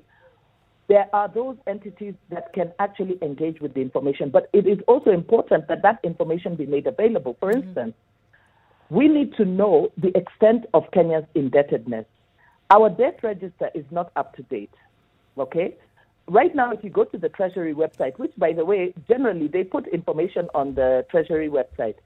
But right now, if you go to the Treasury website, our debt register is only current until 2018, okay? So we really do not know the extent of Kenya's indebtedness, and then that becomes very difficult to understand what we owe, who we owe, and how much, and what are the terms of those payments.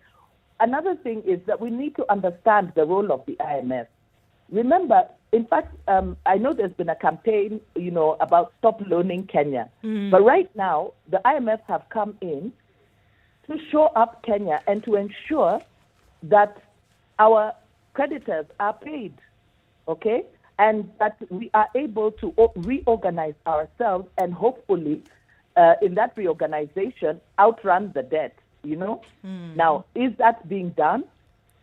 many of the measures that we are seeing here in terms of because one of the things that the IMF requires from the government is that they will increase their revenue base, because our problem is really a spend, right? Right. So we're spending more than we have, and so we are borrowing to plug in the deficit.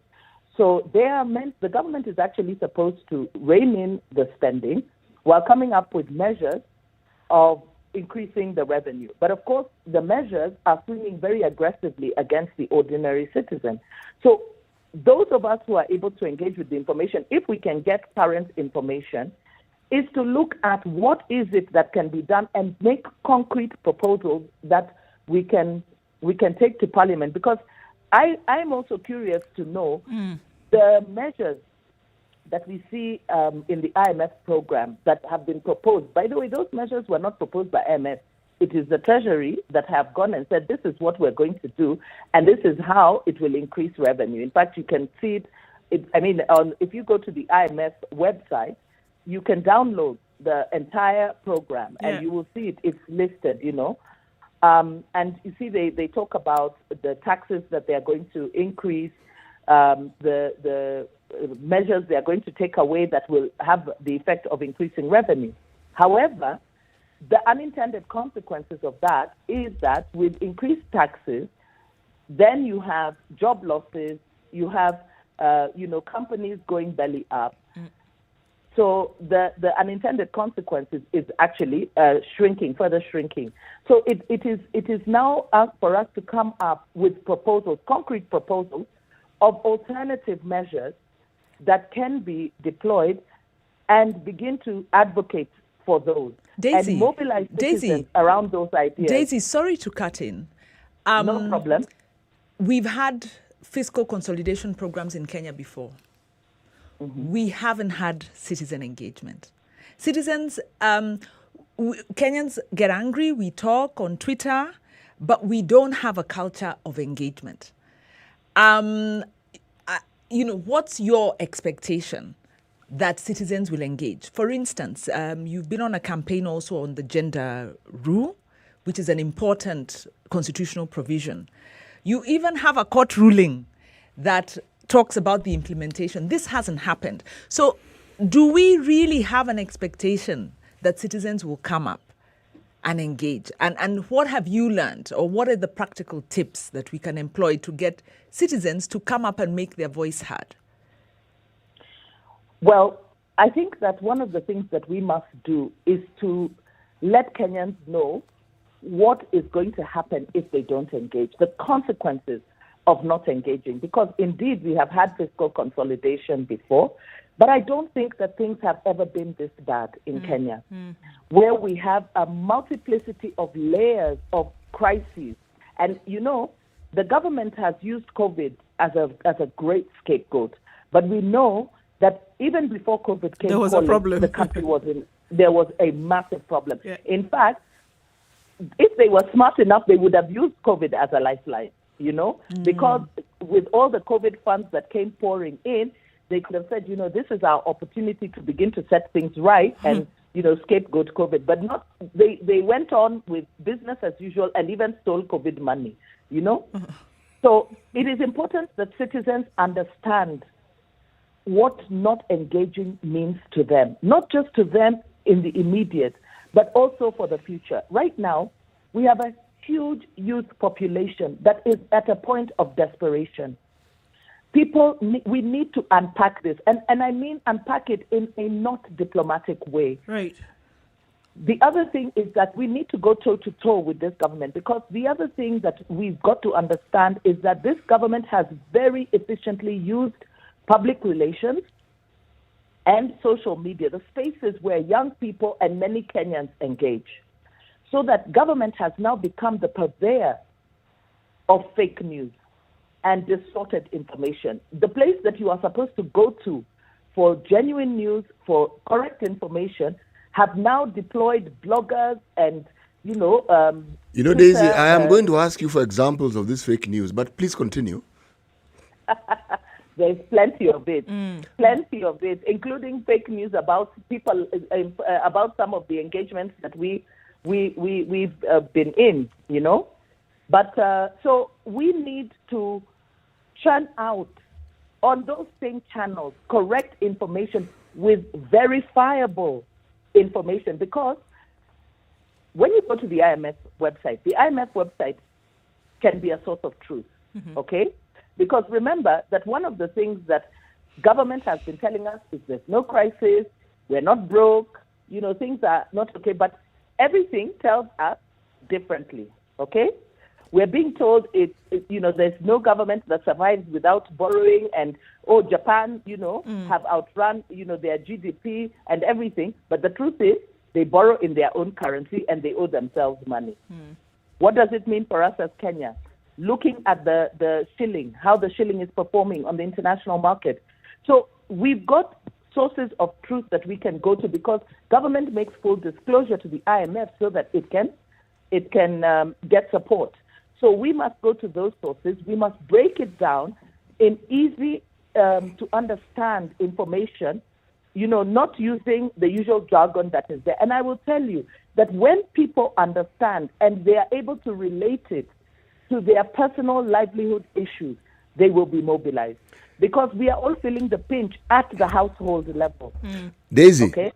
There's something, you've said many things which are actually really, well, informative and interesting. Now, I want to list the things that I'd like you to explain further. Let's start with a term that you use. Wanjiru uses fairly often as well, so it's something that I'm getting accustomed to. It's called citizens' engagement. Paint a picture of an ideal situation where an activity will qualify as being a citizens' engagement. Okay. So we get the information, we break it down. We're able to tell Kenyans, this is actually what we owe. This is what the government is budgeting for. This is the deficit. So, for instance, government is saying they anticipate to collect 1.9 trillion shillings in revenue. They've gone ahead to budget 3.2 or is it 3.6, okay? And this 1.9, they are anticipating with all the harsh measures that we are facing, okay? This is added taxation, this is removal of benefits and all this. They only anticipate 1.9 trillion. They've gone, they are budgeting 3.2 or is it 3.6 trillion. Our debt obligations stand at 1.17. So from our revenue alone, this is after they have squeezed you to the limit. Once we pay off our debt obligation, they are going to be left with about 800 billion. This is the wage bill. Our wage bill alone is 800 billion. So there's absolutely no money. Nothing left. Yes, the government, nothing left. Government has refused to rein in its spending, to stop non-priority spending and begin to address this issue comprehensively. Instead, they are looking for more ways to now come at you with more taxes. So what this means for you is, and you give them the consequences. You know, teachers are now not being paid, so your kids are not going to go to school. You can't afford to go to the private schools that they own and send their children to. You won't be able to get health care because the doctors are not being paid. Medicine is not there. So you paint this picture. So what shall we do? This is the proposal. We are saying government must stop this project, because it's a non-priority project and it will save this much money. This money should be deployed towards this, and we develop citizen petitions and we tell them, this is what you need to take to your respective member of parliament. You need to organize yourself in groups. You need to send a petition to your member of parliament. Meanwhile, in Nairobi, Okoa Uchumi has written to all members of parliament informing them of the same measures, so that citizens both at the grassroots and at the national level are speaking the same language. And we are here on SpiceFM and every other media that is available, mobilizing citizens around it. Build a coalition, a cross-section of coalition, different sectoral interests to begin to rally round those measures that have been discussed, you know, like the example that took place in Ghana, right, where citizens, civil society and other interested parties came together, began to engage with the IMF, and I think that TISA has led us in that initiative, where the Okwa Uchumi initiative is actually actively engaging with the IMF to try and understand what is this program so that we can then take it back to the people. So that is what citizen engagement will look like. And I will tell you that it has been effective for us, particularly in being able to mobilize action for women around the 2/3 gender principle, which you've seen. I know a lot of people say, oh, yeah, it's just the women in Nairobi, but we've mobilized women around the country. You've actually gone ahead and asked and led to the second question that I was going to ask. Okay, I know that Siti wants to ask that question, but we want to take a break now, just for a few minutes, and then we'll come back and look at that, because I know that Siti has that Mashinani question, and he wants to ask, how exactly is this reaching?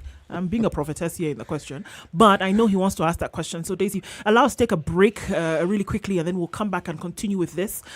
Before we do that, I want to tell you about Samsung, right? So Samsung has these new series that are up for grabs for everybody.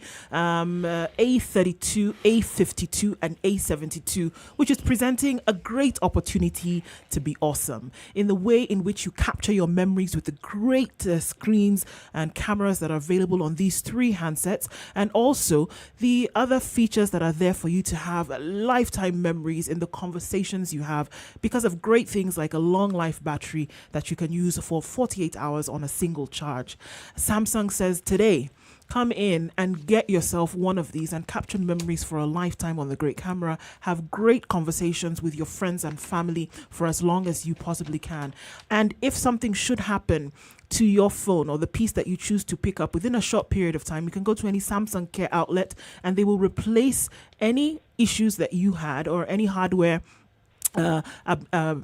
issues that your screen should break or your screen should crack. They replace it with genuine Samsung products, and they will also make sure that you have great software care in any Samsung Care outlet that you go to. That's the A32, A52, and A72. And guess what? You go and buy your phone at any one of these outlets, a 3,000 shillings voucher hamper is up for grabs as well. Today on the show, some great Samsung merchandise to offer to you. Tell us what makes you awesome when you think about buying this phone. It's Kenya's biggest conversation, The Situation Room. 102.5 Spice FM, Kisumu. There are so many people peddling what is false and that it bears remarkable resemblance to what is true. Politicians have their agenda, and their agenda is to use every opportunity to sell that agenda and to loot this nation. I have seen major strides that are done in this country when we talk to each other as against talking at each other. We start getting back into the tribal cocoons which were put to us by the colonial powers. You know, they gave us physical freedom but not mental freedom. We're still mentally colonized today into these cocoons of tribe. Now, if you live in an area where it's difficult to find a dog, he's a goat. I kid you not. In which part of this country is it difficult to find a dog? So that you resort. Afande hii umbo yako iko na pembe. Hii ni umba special.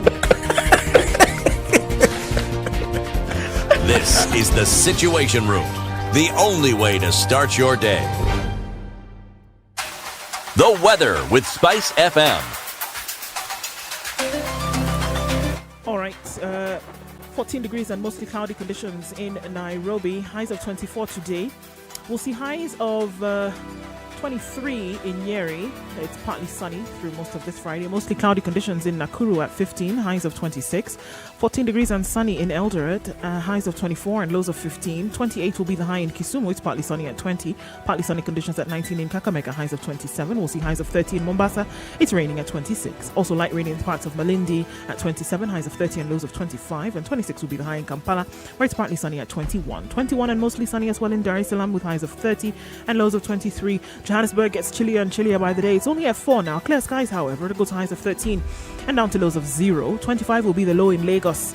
At 26, we'll see highs of 31 and 33 the high in Kinshasa. It's clear at 24. It'll come down to lows of 23.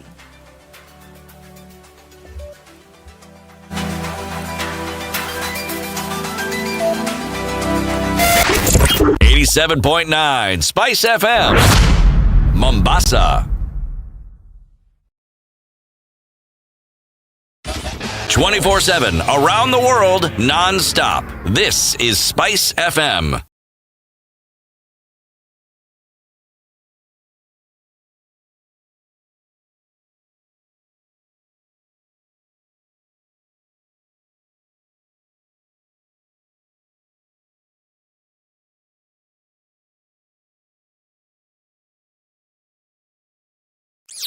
What is the best gift to celebrate a birthday? Cash, of course. What if I told you that you can get cold, hard cash for celebrating a birthday? This June, I, Olivia Otieno, is giving 10,000 shillings to 41 lucky Spice FM listeners to celebrate my 41st birthday. That's right, this June, 41 lucky Spice FM listeners will get 10,000 shillings cash. All you need to do is SMS the word cash to 29599. That's cash to 29599. Yes, and it's still quite some, and guys. if We're you're looking at a crazy Friday already with what? An accident around Outer Ring there, Mtindwa. So you head in that direction, there is a problem. There's also an oil spill, and it's going all the way from the former Taj Mall through to Allsops on Thika Road. So traffic is slowed down considerably until that is cleaned up. It is very slippery, guys. So you want to watch out for this. President Uhuru Kenyatta is going to the Jamhuri grounds this morning. So this is actually the time that if you have not left by now, the roads will be shut off for him to be able to move, and you'll stay in traffic for some time. So let's just agree that if you've not left, don't go now. You might want to go later in the day. That overturned vehicle at Outer Ring, take caution, guys. The service lane, however, at Mtindwa, you can use that one. It shouldn't be too bad. Visibility is very poor in certain parts of the city today. We're looking at Kikuyu area coming into Westlands. We're looking at Ngong Road around the southern bypass at the forest right there. So please be very careful. And the fog lights up, you need to use them. And if you're in a vehicle where they're not using them, tell them to put them on, because today we need them. And like I said before, I beg, follow me talk, because this one we cannot do it on our own. Right? Spice FM KE on Twitter. That's how you can get in touch. Text on 40127. It's Friday. Things are crazy. We want to keep it moving.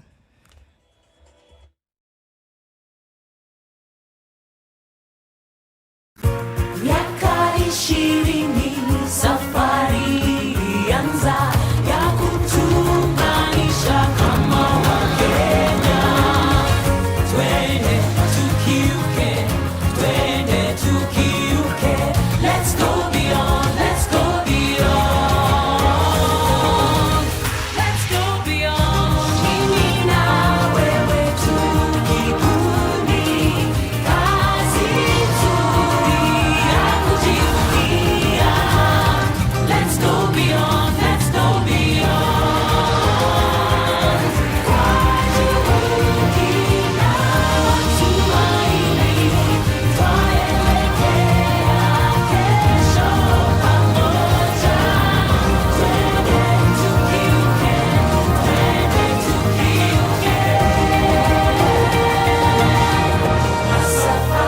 Safaricom.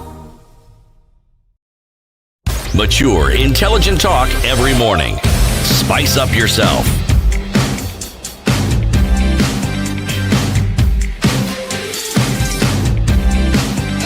Mornings done right. 94.4 Spice. This morning, or in the studio with Nduoko City Muga, our guest host for the week, Wanjiro Gikonyo, and joining us in the studio today as we look at what can the public do. Daisy Amdani, the Executive Director of Crown Trust. And before we went on to the break, Daisy, you gave this, for me, great, tangible way in which Kenyans can actually be involved in this, ways in which you can say, I'm lending my voice to this. CT was coming off that break with a question, and I can see the smoke already still coming out of his ears. And he wants to ask, Mashinani, what's going to happen, CT? Well, clearly, my colleague and my self-appointed prophetess has actually asked the question that I was going to ask. And I don't get paid enough. I don't get paid enough for this. Self-appointed. Yeah. The idea, the thought, the process of representing the interests of the public is laudable. It's something that should be done. It's a gap that needs filling. But I look at the 47 counties that we have in this country, and I'm asking the question, which I've asked before, not to you, but I keep asking it. In these 47 counties, what networks are you plugged into? Citizens forums in all these places. How do you go about ensuring that they understand exactly what you understand? That's one. And two, how then do you also ensure that what is understood by you is broken down so that this mwananchi that you speak of understands exactly what you're saying? Because when it is said the way you're saying it, there is no guarantee it will be understood as it should. Well, one of the things that we do is we work through partnerships. And you can be certain there is no county in Kenya of the 47 that does not have civil society groups, CBOs, FBOs, citizens organized in one way or another. So it is important that we build linkages and work through partnerships, which is what we do, okay? Like, for instance, for us as women, we actually have a platform called the National Women's Steering Committee, where we have partnerships across counties, and we also host a network that builds linkages where we literally engage in networking and alliance building. And so we have regional partnerships that cover all the 47 counties. So that is there. The other thing that we do is we have dedicated point persons from those counties, people who are able to engage with the information. And those are trained. We actually have sessions where you train them. Whatever information you need disseminated, you train a cohort of point persons in the counties to understand the information and share with them whatever publications are there and whatever information, flyers and IEC materials, that they can then go and train their people at their level, and even go on to vernacular stations and speak to people in a language that they understand, communicating this information. Meanwhile, at the national level, we engage with policymakers, right? And say the essential same thing that the people are saying on the ground, only in a different way. Of course, at the national level, we will speak to them in the language of policy that is understood by government, okay? But let me tell you something, Siti. You really need to look at citizen self-mobilization at the counties. Even when you look at the last general election, how many counties had nearly 100% turnover of their leadership because people understood that these guys are not representing our issues. Citizens mobilized to throw out, MCAs and governors that were not representing their issues. And we must not forget that every general election, there's about a 70% turnover of legislators. The other thing, and let me share with you a story, and I'm sure you've heard it, of a boda rider in one of the counties who, the government is obliged, government at every level is obliged that for every development that is taking place, they put up, signs, they put up the billboards and everything that indicate what this project is, what the outcome is expected to be, who is supporting it, it's being supported with which funds and whatever. And so this boda rider saw, this was supposed to be a 10-kilometer road that was to be tarmac.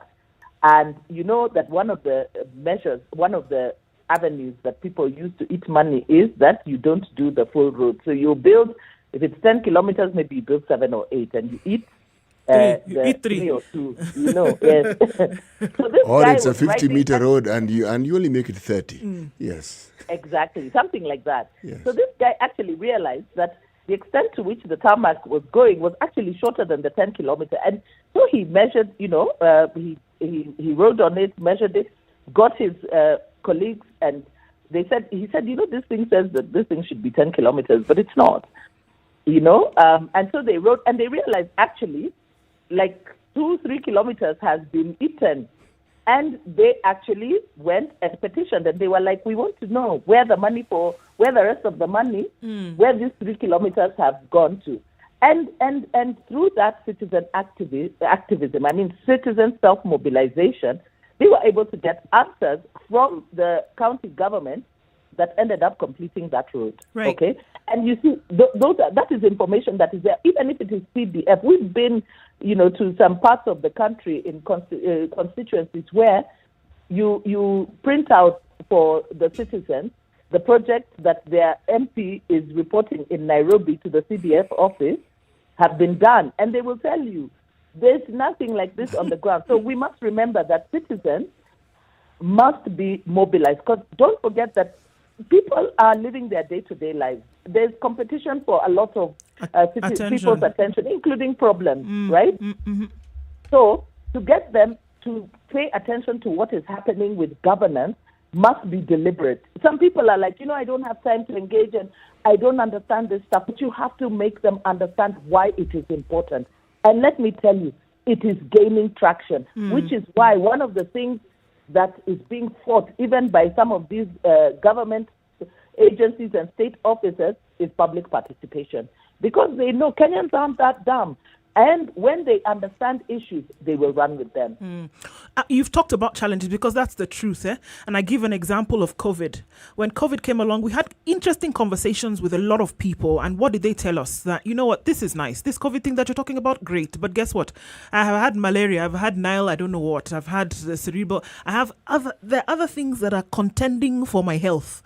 So you're telling me I've been washing my hands. Thank you very much. We already held up by all of this. So there is a certain quota that has already been taken up by so many things. So Daisy, by the time we are telling people, because we look at active lobby countries in the world, it's not as if these folks don't have anything else to do. They also have families that they're taking care of. They have children that they're sending to school. But then we have some very active people who make sure that every piece of legislation, for example, if it doesn't need to be questioned, they know exactly what's going on. We've had examples here of citizens of Switzerland who will have a very serious meeting. You think it's a conference here because they're talking about the naming of a road. Things like that. But here there's so much that's contending for the attention and the mental capacity of Kenyans. You're thinking about health. You're thinking about sending your children to school. So I hear you when you're saying that there's so much that is fighting for people's attention. Making it clear, however, that you can do something. If you don't do something, then we're getting deeper and deeper into this hole in which we currently exist. How do you get them to understand that we understand that things are bad, but if you don't get engaged at this level, it would only get worse? By showing them how those problems that are fighting for their attention are directly linked to the maladministration, the fiscal maladministration. And when you are able to draw linkages and show them that if you don't pay attention, you're going to continue with these problems. And these problems will be resolved by you actively participating. That is how we do Daisy, give an example of this linkage that you speak of. I'm a dog with a bone on this particular issue today. Give an example of the linkage. Daisy, can I jump in and try? Because there was an example that came to mind. Citizens are supposed to engage in the county budgeting process. Nairobi County under Kidero, because obviously there was a lot of expectation once devolution started. Nairobi County under Kidero was doing public participation at the ward level. So they went round the first year, collected views and everything. Second year, they did that. The third year, when they went to the wards, they were chased away in about half of those wards. Citizens said, we do not want you here because we gave you our proposals last year and you have not implemented them. What Kidero was forced to do actually was, one, to work with institutions like ourselves. Ahadi also came in to reorganize the way they were doing the public participation by designating a certain amount of money for those projects. So through, and this is not, how can you say, this is citizens just saying, we asked for medicine. We still don't have medicine. So the problem is not citizens engaging. The challenge is when government doesn't respond. Then citizens can become disruptive. And part of the problem I think we have is not really, maybe the middle class are the least engaged, and maybe the middle class engage on Twitter. But at the local level, citizens definitely do engage. But Daisy, the question is, when government is unresponsive, what are the strategies that we need to use to tell citizens they're unresponsive, but we need to push them for accountability? Because citizens might say there's nothing that we're going to achieve. I like your example. It is a good example, but this example of Nairobi, 72.9% of our population is still in the rural areas. How do these people get? And these people also have governors. They have all the structure that Nairobi has. Well. The point I'm trying to make is really a simple one. The examples aren't enough. Not where the bulk of our population is. And they're not enough because when you talked about linkages, how do you get someone to understand that when these 5 shillings that you keep getting, understand that this 5 shilling equals a classroom. Understand this equals running water. Understand that it equals a solar system for your healthcare. This 5 shillings equals, cumulatively of course, equals health facilities right across the county. That sort of communication and the linkages, and I'm saying, yes, we have people, our people are organized. They have all sorts of groupings everywhere around the country.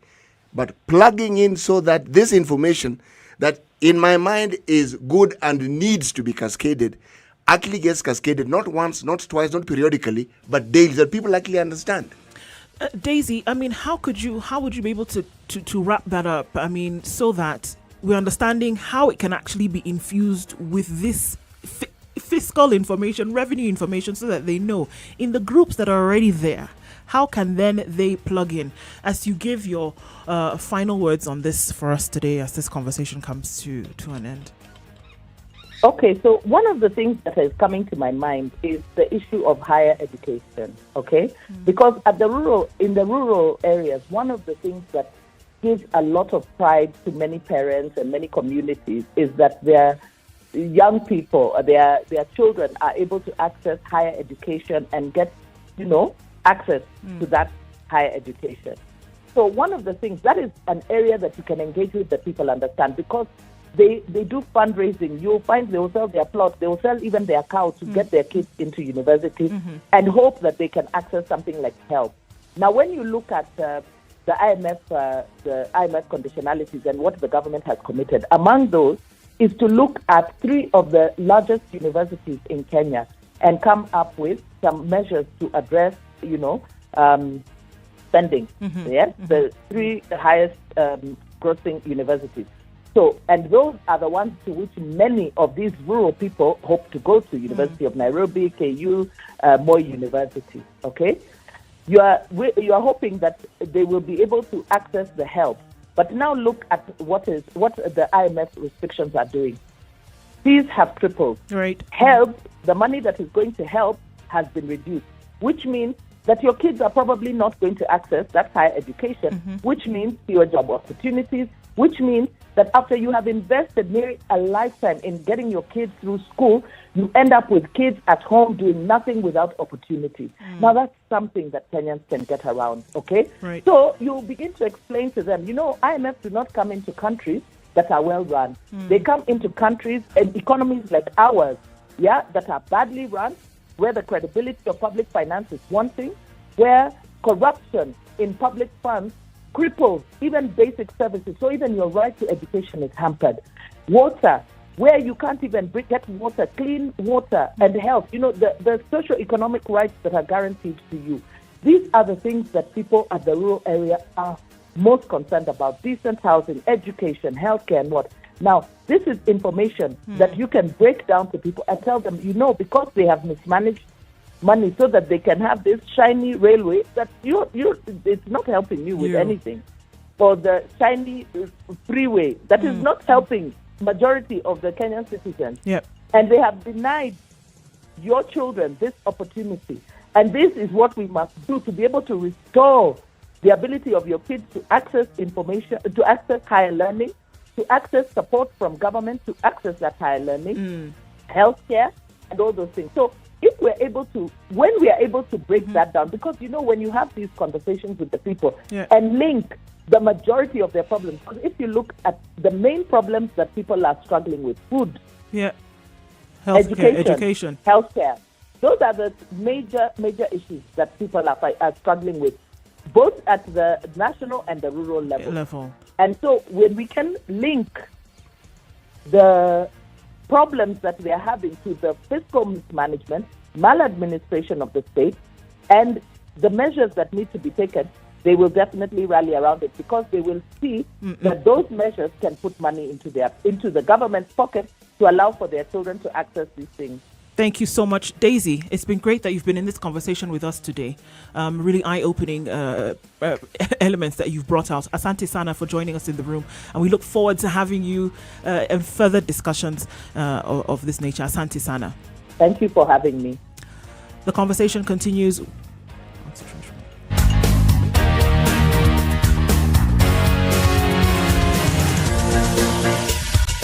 Thank you. The political class, the contestants, everybody is trying to outsteal the other. Remorse is not taught in any school. Manners is something you get from your mother. You don't get it from your political party. Why are we so unfocused as a country? Why are we spending money and resources, yet we have real challenges in this country? This coronavirus pandemic should teach us one thing, that universal healthcare is critical. Because at this point, whether you have a medical card that covers you, it doesn't matter. It doesn't matter. This is the Situation Room, the only way to start your day. 24/7, around the world, non-stop. This is Spice FM. We've been all through it, you know. We go to school, study hard, get the much-deserved grades and celebrate our graduation. Then reality hits us.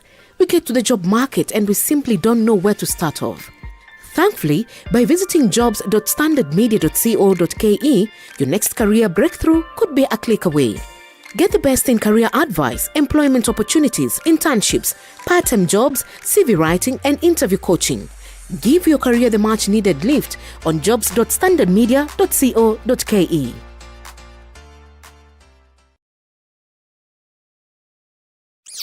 What is the best gift to celebrate a birthday? Cash, of course. What if I told you that you can get cold, hard cash for celebrating a birthday? This June, I, Olivia Otieno, is giving 10,000 shillings to 41 lucky SpiceFM listeners to celebrate my 41st birthday.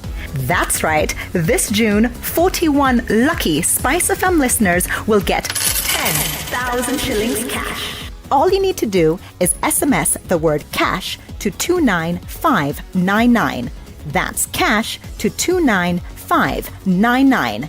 And if your SMS is number 41 or number 1041 every Monday to Friday, you walk away with 10,000 shillings cash. Each SMS costs 10 shillings. Terms and conditions apply. Go to spicefm.co.ke for more details.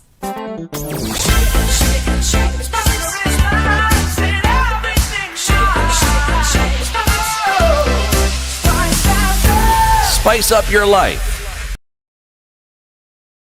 Mature, intelligent talk every morning. Spice up yourself. It's 4 minutes to 8 o'clock, and we've been having that conversation this morning about what can the public do.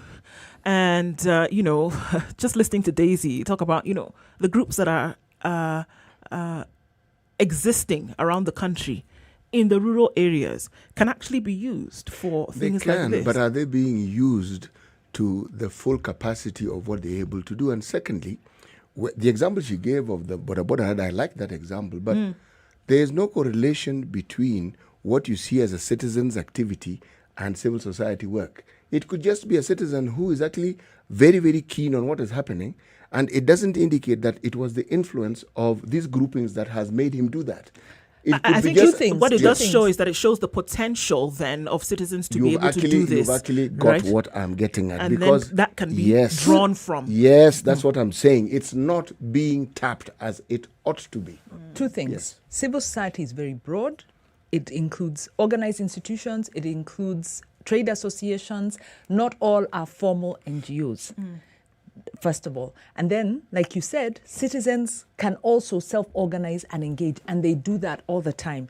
But I think what comes out for me is we are not talking enough about the processes that work.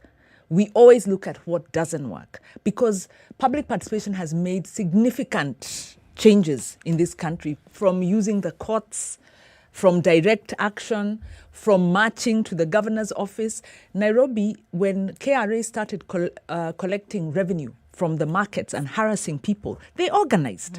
They invited civil society to come and help explain the technical issues, but they're the ones who organized. They invited the county, they invited KRA, and they said, stop harassing us.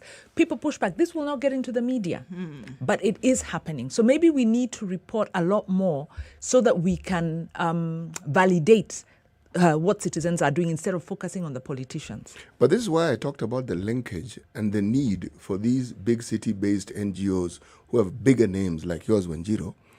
The potential that exists, in my mind, and I'm repeating, is not being tapped. It exists. People are already organized. People forget the national government. People have issues with their MCAs. People have issues with their MPs. They understand all these things. But if those who have a bigger voice than them and who want and clearly understand the larger goal and understand what can be done, don't tap into this energy that already exists, we'll be discussing these things in Nairobi. And we'll be discussing them in Mombasa, maybe Kisumu. Now that Nakuru is going to be a city, maybe we'll go to Nakuru. Citizens engage all over. Maybe it's not in the media, but citizens engage on a narrative. When things affect them, they are changing policy all over, from HIV, access to HIV medicine, access to seeds and farmers, and especially in the social service delivery. It's more direct. Where it becomes a bit tricky is in governance and anti-corruption. Right. I think also now this action is what needs to come out, because we often say that development begets development. If you see it happening, then you're more likely to make an impact because other people can see the impact of it. We're getting to 8 o'clock. This is Kenya's Biggest Conversation. It continues after 8.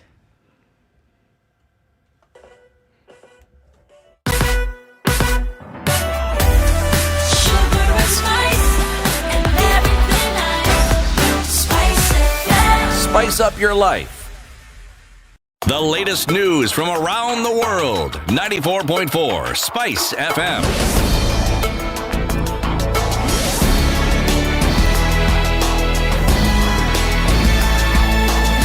Good morning, this is the Newswire. I'm Leah Ubaga. A number of leaders have bashed President Uhuru Kenyatta over the rejection of 6 judges led by Senator Kipchumba Murkomen. He says in a blatant violation of the Constitution, the President is using the opportunity to punish judges he doesn't like, and this is a very dangerous path as he is setting a bad precedent. Constitutional lawyer Ahmed Nasser Abdullahi also says Chief Justice Martha Koome and JSC must have an emergency meeting and resolve unanimously to engage President Uhuru Kenyatta with one agenda, which is to appoint all 40 judges or none will come for the swearing in at State House. Elsewhere, Rieda MP Otiende Amolo says the President cannot select which judges to gazette after JSC's recommendation. This comes as 34 judges await their swearing in following their appointment by President Uhuru Kenyatta. KUPPET has given a 7-day deadline to the Teachers Service Commission to give it another payroll, otherwise its members will go on strike next month. KUPPET states that TSE has failed to hold talks with them to ensure the contract, which expires this month, is replaced by another one that will last between 2021 to 2025. The current implementation agreement was signed in 2017 and implemented in 4 phases, with a total of 54 billion shillings being used to achieve it. KUPPET Secretary General Akelo Misori and other party leaders, including Julius Korir and Omboko Milemba, say that teachers should be given a salary increase. We were made to believe that the TSC was waiting for an advisory from the Salaries Commission before giving the counter offer. Tumefanya mazungumzo na Teacher Service Commission kuhusu nyongeza ya mishahara. Tumekutana huko Naivasha karibu mara 2. Some of the gains that the teachers acquired or got during the previous CBA are even in danger of being reversed. So we demand that the Teacher Service Commission call the union within the next 7 days so that we negotiate. As police continue to look for one more suspect, another one has been arrested in connection with the kidnapping and murder of 80-year-old Chantel Nzembi. The 30-year-old woman was arrested by DCI detectives in Athi River area, where she is believed to be operating an M-Pesa shop near where Chantel's family lives in Kitengela. This comes as 2 more people linked to the murder of Chantel have been arraigned. Livingstone Makacha and Francis Mbuthia have been detained for another 10 days as the prosecution completes investigations. Here's Chantel's mother. Sijui nia yao ilikuwa nini. Mimi sina kizazi na mtu. Sina deni la mtu. na sidhani kama kuna mtu nimekosana naye kiasi hiyo. So kama kunaye sielewi na sijui nitasema nini. Kama ni pesa angesumbiri. Serikali iko, watu wako, kanisa ziko. Hata wangetafuta hiyo pesa waniokolee mtoto wangu. Lakini kwa nini ni siku moja halafu wafanyie mtoto huyo? And finally, 2 officers from KBC Police Station in Matungulu area, Machakos County, are expected to appear in court today in connection with the murder of a man named Mark Lumbasi, who died on March 9th this year while in custody at the station. The 2, Eric Odhiambo and Cornelius Munya, were arrested yesterday. That's the Newswire. I'm Leah Ubada.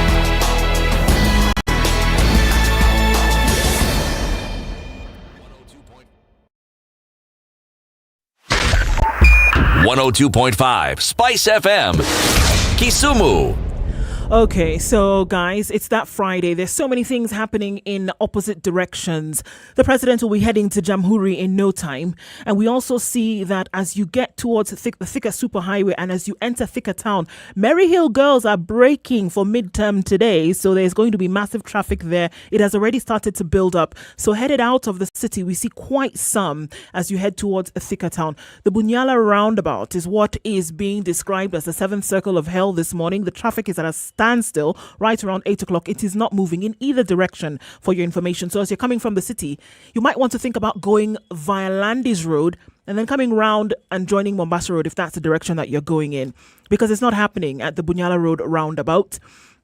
Coming off of Mombasa Road as you're heading then out towards the Nyayo Stadium roundabout. Also, that's a mess. Go via Langata Road. Go towards Bagavi Way. It's at least open compared to whatever else is happening on the other side of the road. Outer Ring is at least flowing a little bit better. There's a certain part of the road now that is being cleaned. There was an oil spill this morning, seriously affecting traffic. There is now a crew there trying to clean up that spill so that traffic can move. Avoid the area for now. Okay? Let's look at how that opens up in a short while. Talk to us. SpiceFM KE on Twitter. Text on 40127. In whatever little way we can, we'll make sure that things keep moving.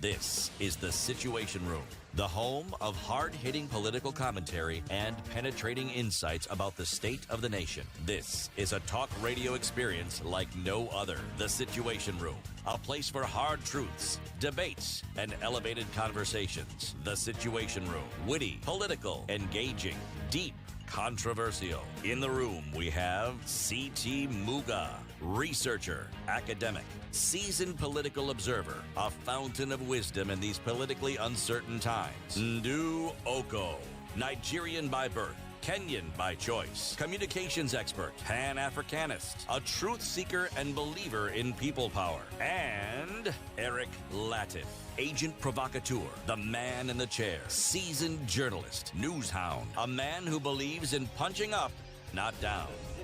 This is The Situation Room, the only way to start. It is 6 minutes after 8 o'clock. This is Kenya's biggest conversation. It's The Situation Room. We're joined in the studio with our guest hosts who's been here for the week, Wanjiru Gikonyo, C.T. Muga, and Nduoko. And we have been continuing with conversations, getting into the third hour of the show now. And as we do that, welcoming our audience on KTN Home. Asante sana for joining us. And we continue with this radio experience on TV. 94.4 is what we are on in Nairobi, Nakuru 96.0, 90.9 in Nyeri, and 97.7 in Malindi. Our live streams are up on SpiceFM KE on Twitter and YouTube. As we're getting into the conversation for this next hour, let's start things off with the proverb for today. It is the great God that draws water from the termite. You know what people do when they don't understand something? Really, they laugh. I have tried. I liked your initial explanation, but I think there's a big cultural chasm. This one is not making sense, because blood from a termite, or maybe I'm being too literal. Actually, what I actually like about your understanding of it is how you've entered Ndu's realm of prophecy. And it's a nice place. You've gone beyond that and you've entered the realm of miracles, because water has just turned to blood. Did I say blood again? I've got blood on my mind. Oh my goodness. There's we've blood been in the too water. morose on this There's program. I blo- need to There's blood in the water. My goodness. I need to clean You need out. to stop and smell the Yes, roses. yes, You know, there are yes. proverbs that fall in the category of something that is a saying. So straightforward, like a statement being made, a statement of fact that is just slightly cryptic. Then there are proverbs that are not as simple as that because they draw from a heritage of, should we say, from its origins, the people from whom it emanates. And you'll find that behind that, there is a story. And a meaning. Yes, exactly. So when you say the great God, it means this is a community that had lesser gods. Okay? Oh, several Nice gods. one. Yes, a pantheon of God. So by the time you bring in a greater God, you're talking about a very somber, a very serious issue. So we're not talking about these godlets. You're talking about the main guy. you're talking about the main God. You see where it must have a cultural significance is drawing water and termites. Because in my understanding, if there's you can no get- relationship. Oh yes, Is there? yes, there is. Yes.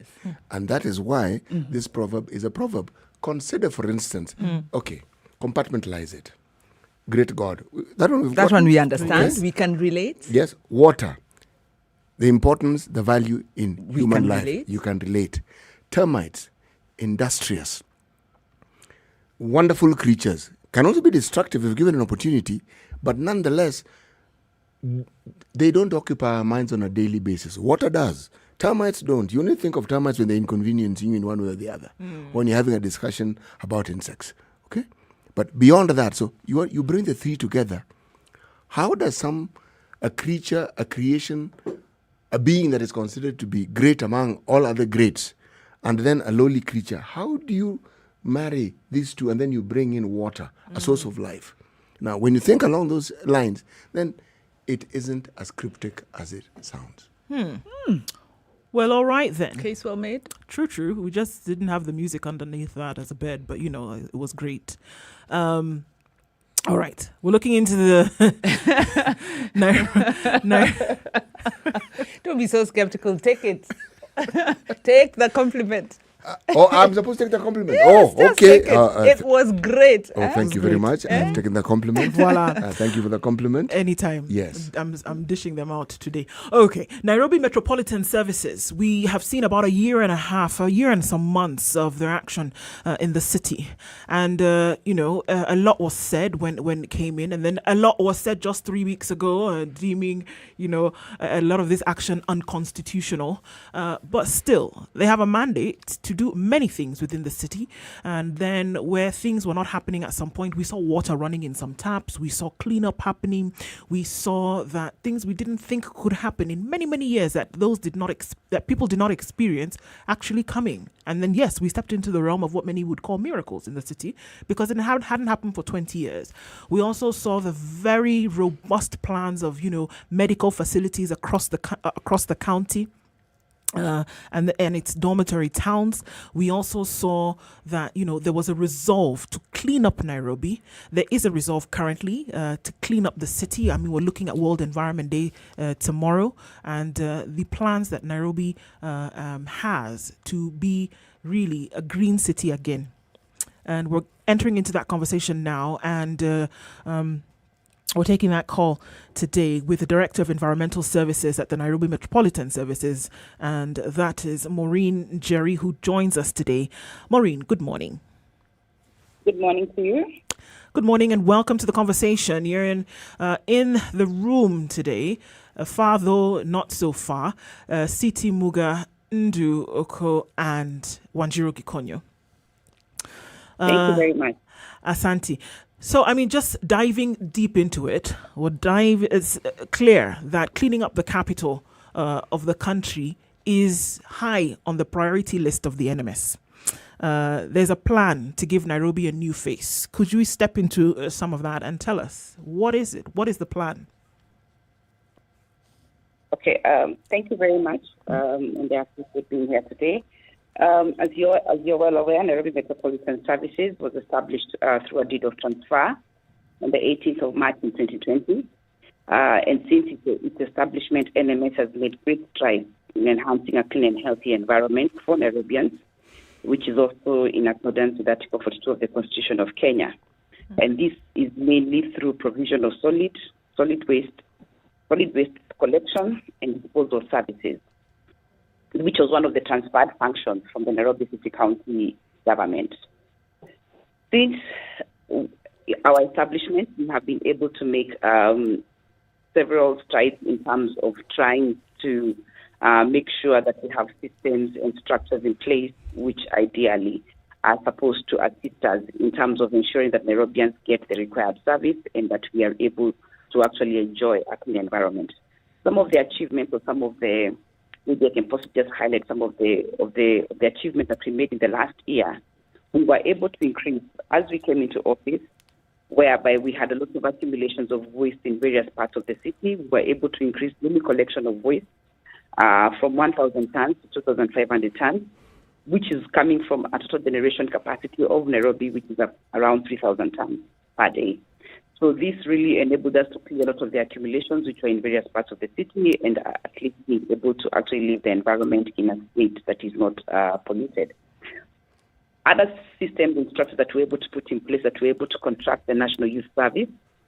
The National Youth Service NYS has been assisting us mainly in provision of machinery and trucks, which assist us with garbage collection within the city, as well as machinery, which also supports us in terms of management of the dump site. As you are well aware, the Bandora dump site, which ideally is currently operating at full capacity, requires quite a considerable number of machinery to actually facilitate the movement of waste within the dump site, the compacting, to be able to create room for more waste to actually be disposed of. We also were able to reactivate vehicles which were grounded for quite some time during the Nairobi County government period. Vehicles which ideally were able to be serviced and were able to be commissioned by the president. That was sometime mid last year, and we were able to get about 33 vehicles, which ideally now are supporting us amidst the ones that we also use for NYS together with the contractors in terms of supporting us in collection of waste. Other than that, we also engaged in a very vigorous process of hiring contractors. These are private entities which ideally tendered for solid waste collection and disposal services for the city. This we mainly did because at the time the contracts which were currently being used by the Nairobi City County government had not been transferred officially to NMS. So we actually had a problem in terms of having our own capacity. So we were able to now tender for this process, and we were able to get, and just to report just recently now, we have been able to get contractors who will be able to work within the CBD area. I know CBD had been giving us a lot of problems in terms of the dumping. We're also going to have these contractors as well being deployed in other parts of the city in zones where we did not have any contractors who are servicing those zones. So I think that's a step that we have made in the right direction, and soon we are going to be seeing change within the city in terms of cleanliness. Right, because I mean, Maureen, just as we continue with that, I mean, that was an issue, and a couple of weeks ago, we had seen, some of the horrid pictures that came out in terms of what Nairobi is looking like right now. I mean, there's rubbish in the streets, there's broken pipes all over the place. So from what you're saying now is that there's cognizance of that, and there is now a sustainable method that this will be controlled going forward.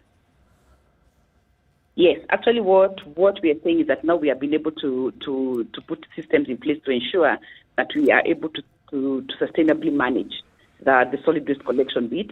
And even though you walk into the city, in the past week, since the 22nd of March, we've actually been undertaking an operation which ideally is geared towards cleaning the city, cleaning CBD especially, sweeping, being able to wash the areas which require to be washed, as well as collecting waste within an assembly manner.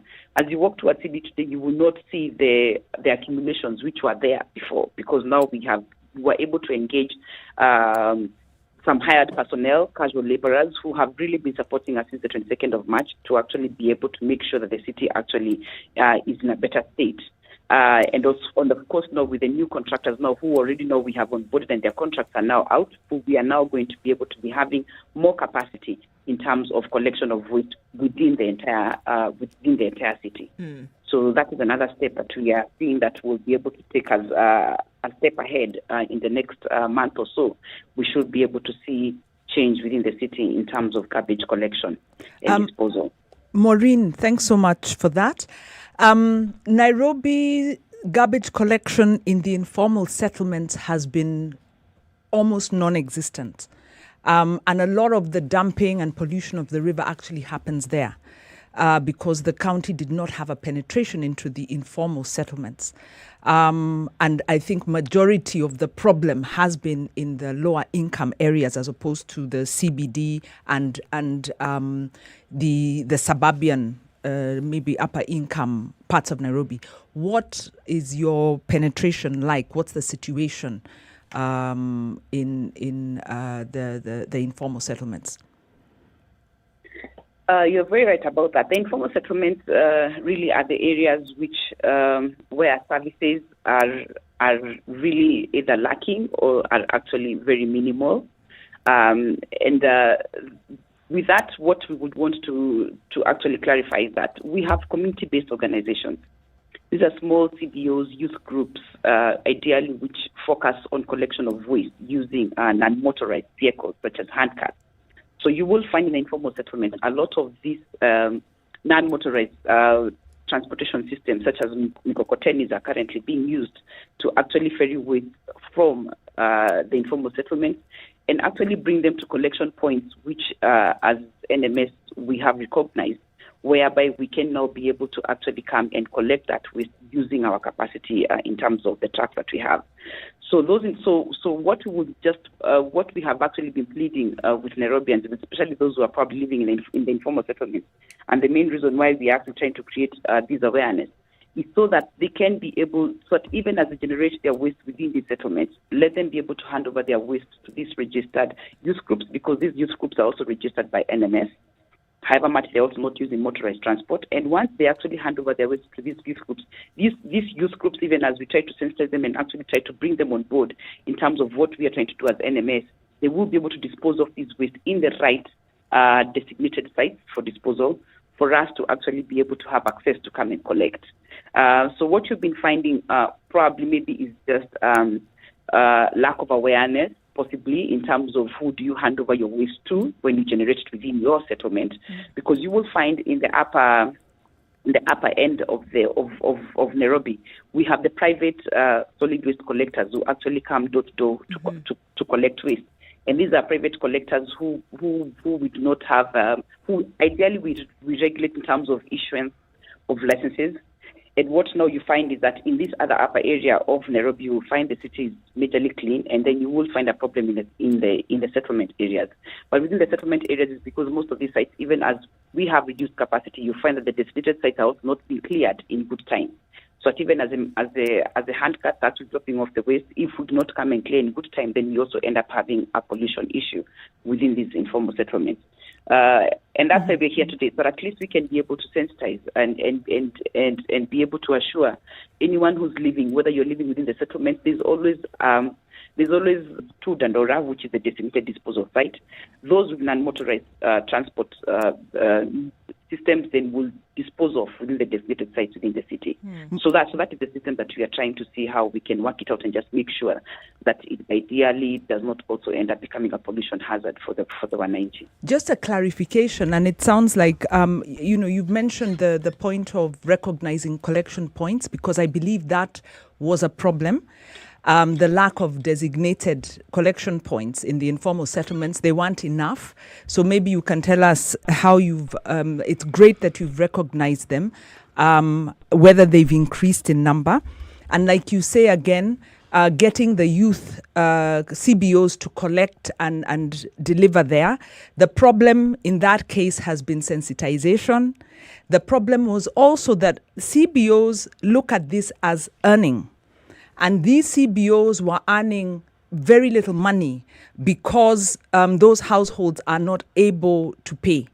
And so there had been a policy, a youth integrated solid waste management policy that was proposed by JICA that was under discussion, but there was resistance within the county. We know there was quite a lot of corruption in this sector. So how have you been able to make it meaningful for those CBOs to engage in this? Do you have a sustainable policy in terms of that?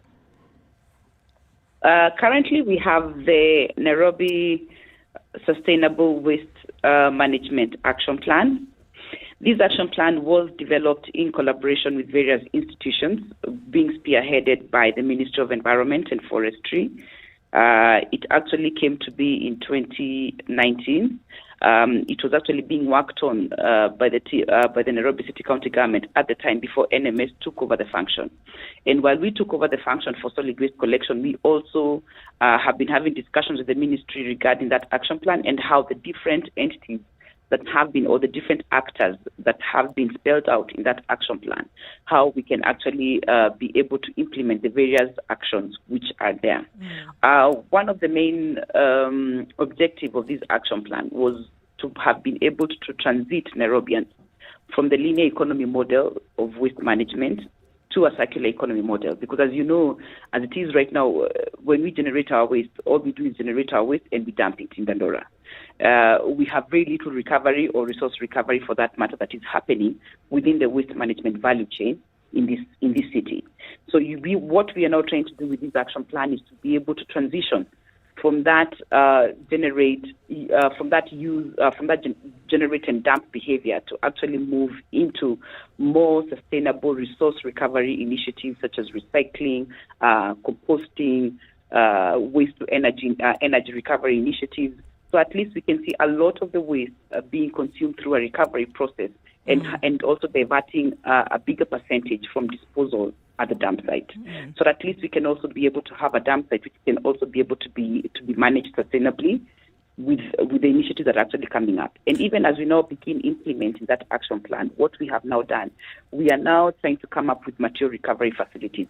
These are more or less like waste transfer stations, whereby when waste is disposed of at this site, it is sorted into the various waste streams, and once sorted, the waste streams which are recyclable are actually taken out to the market, to the recycling industries that we have within the city and even its environs.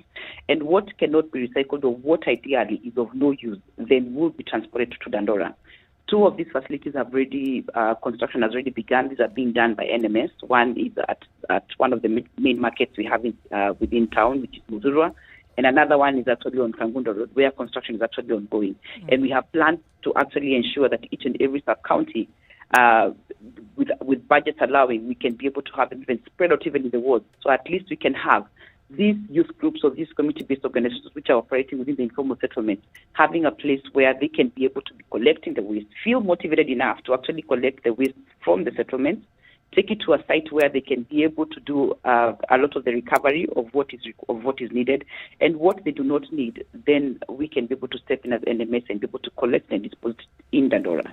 So those are some of the plans that we have in place, and as you have seen, we have already begun actioning on some of those plans. We also have private sector support that also is being envisioned in terms of implementation of that action plan from KEPSA and from even the Kenya Association of Manufacturers, whereby we'll also be having industries also being able to practice good practice in terms of making sure that their waste also does not end up in areas which are undesignated, that they're also able to segregate their waste, and what is toxic needs to go to facilities which are able to manage that. The other plan that we also have is to ensure that we also begin source segregation of waste. And the reason that's why we are now having these campaigns now coming in and building up is that we can also be able to sensitize the public that we now need to stop the culture of disposing our waste in one receptacle and have the culture of separating our waste into three streams. The three streams which we have identified so far are organic. Organic, no, this is not for the biodegradable waste. We also have a stream which will cover all the recyclable materials, whether it is paper, plastic, scrap metal, which can actually go to the industries for recycling. And we'll also have another receptacle which ideally would be for any other waste which is neither recyclable or organic. So these three streams are what we are now starting with. It's what we start to introduce in various areas. I think we are proud because we have some estates within Nairobi which already have begun having pilots in terms of separation of their waste. So you'll find their estates where even PET is being separated from normal waste and even organic waste is being separated. So what we want to do is to try and see how we can roll out this plan of source segregation of waste to various parts of the city. So those are the plans that we have in terms of implementing the action plan, which is currently in place. Well, I mean, there's definitely a lot of plans that are in place, and just it would be interesting to see how all of this plays out. Maureen, Jerry, want to thank you for joining us this morning in the Situation Room and talking about the plans that the NMS has in store for the county of Nairobi, Asante Sana. And we hope to connect with you in the very near future to see how these plans and the implementation package that you have come into existence. Thank you very much. Thank you very much for having me.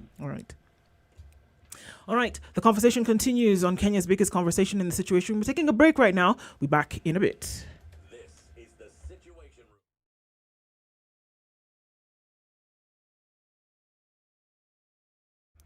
All right, before we go to that, let me tell you about Samsung. Samsung has these 3 phones up for grabs, and the A32, A52, and A72 in the A series, giving you an opportunity to be awesome. And we've asked you today to let us know what are those circumstances under which you can be awesome. And on our social media platforms today, SpiceFM KE on Twitter and YouTube. Let us know what it is that makes you awesome. It gives you an opportunity to go and buy this phone. And there is a 3,000 shillings hamper up for grabs for you, as well as some great Samsung merchandise for you today. Tell us that experience that makes you absolutely awesome. Post that on our social media pages, and we'll choose a winner today to be the recipient of some great Samsung merchandise as you experience being awesome with Samsung great A series 32, 52, and 72. There are so many people peddling what is false, and that it bears remarkable resemblance to what is true. Politicians have their agenda, and their agenda is to use every opportunity to sell that agenda and to loot this nation. I have seen major strides that are done in this country when we talk to each other as against talking at each other. We start getting back into the tribal cocoons which were put to us by the colonial powers. You know, they gave us physical freedom but not mental freedom. We're still mentally colonized today into these cocoons of tribe. Now, if you live in an area where it's difficult to find a dog, he's a goat. I kid you not. In which part of this country is it difficult to find a dog? So that you resort. Nafandi umbo yako iko na Nini umba special. This is the Situation Room, the only way to start your day. 24/7 around the world, non-stop. This is Spice FM. Hello. Halo, umesikia? Nimesikia nini? Hujasikia habari? Hebu acha nikuambie kile kimetokea. Hello? Hello? Hello? Don't wait for hearsay. Dial *550*1# to read the standard e-paper from the convenience of your mobile phone for only 20 shillings from your telecom line, and stay up to date for a reliable source with over 100 years of experience with no additional data charges. Classic soul, R&B, smooth jazz, neo soul, and nostalgic ballads. Make some noise. Yeah! You're listening to Spice FM. Mostly cloudy conditions in Nairobi at 16, highs of 24. We'll see highs of 23 in Nyeri, partly sunny at 15. Mostly cloudy at 17 in Nakuru, highs of 26. Highs of 24 in Eldoret, it's sunny at 17. 21 and mostly sunny in Kisumu, highs of 28. Partly sunny conditions at 22 in Kakamega, highs of 27. 30 the high in Mombasa, it's raining at 26. 27 and light rain also in Malindi, highs of 30 and lows of 25. Mostly sunny conditions in Kampala at 22 with highs of 26 and lows of 18. It's partly sunny in Dar es Salaam at 24, highs of 30. We'll see highs of 13 in Johannesburg. It's sunny at 4 and 26. Raining in Lagos with highs of 32 and lows of 25. 33 will be the high in Kinshasa. It's mostly sunny at 23.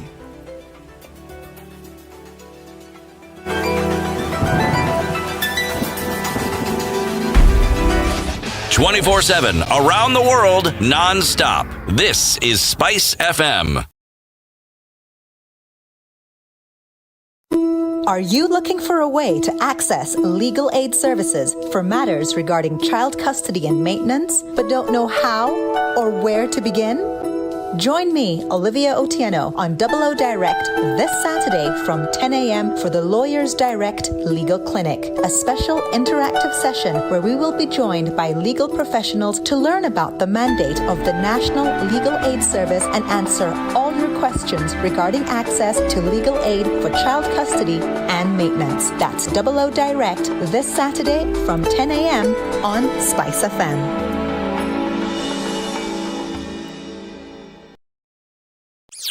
What is the best gift to celebrate a birthday? Cash, of course. What if I told you that you can get cold, hard cash for celebrating a birthday?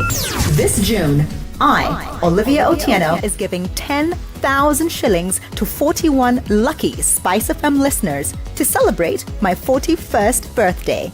That's right, this June, 41 lucky Spice FM listeners will get 10,000 shillings cash. All you need to do is SMS the word cash to 29599. That's cash to 29599. And if your SMS is number 41 or number 1041 every Monday to Friday, you walk away with 10,000 shillings cash. Each SMS costs 10 shillings. Terms and conditions apply. Go to spicefm.co.ke. It is that Friday, and we're looking at quite a lot of traffic, whichever way you want to look at it. Whether you're coming off Mombasa Road heading towards the CBD, there was that oil spill that took place on Outer Ring, and that is being worked on now. So part of the road has been shut off for them to be able to do this. And they're going to be cleaning the road as they go along through to Allsop. So it's going to be slow, guys. Let's keep an eye on this. Also, we see that the president will be passing by Gong Road, Jamhuri, that general area. So let's watch out for that one. Still, visibility is poor in some areas, so please, guys, be careful. The bypass, southern bypass going towards Langata Road, it's okay. And Bunyala roundabout is an absolute mess and still is one. So getting in and out of the CBD today doesn't look like a walk in the park. So let's keep our wits about as much as we can. Looking out of the city, headed out towards Limuru through to Naivasha, it looks all right. And then you get into Nakuru town, out west into Kisumu today. Doesn't look like too much of an issue. We keep an eye on things. Talk to us as well on SpiceFMKE on Twitter. Text on 40127, and let's keep things moving as much as we can.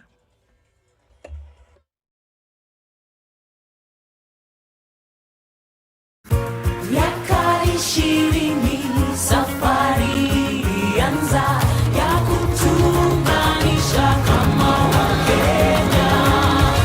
Twende tukiuke, let's go beyond, let's go beyond, let's go beyond. Mimi na wewe tukibuni kazi nzuri ya kujivunia. Let's go beyond, let's go beyond.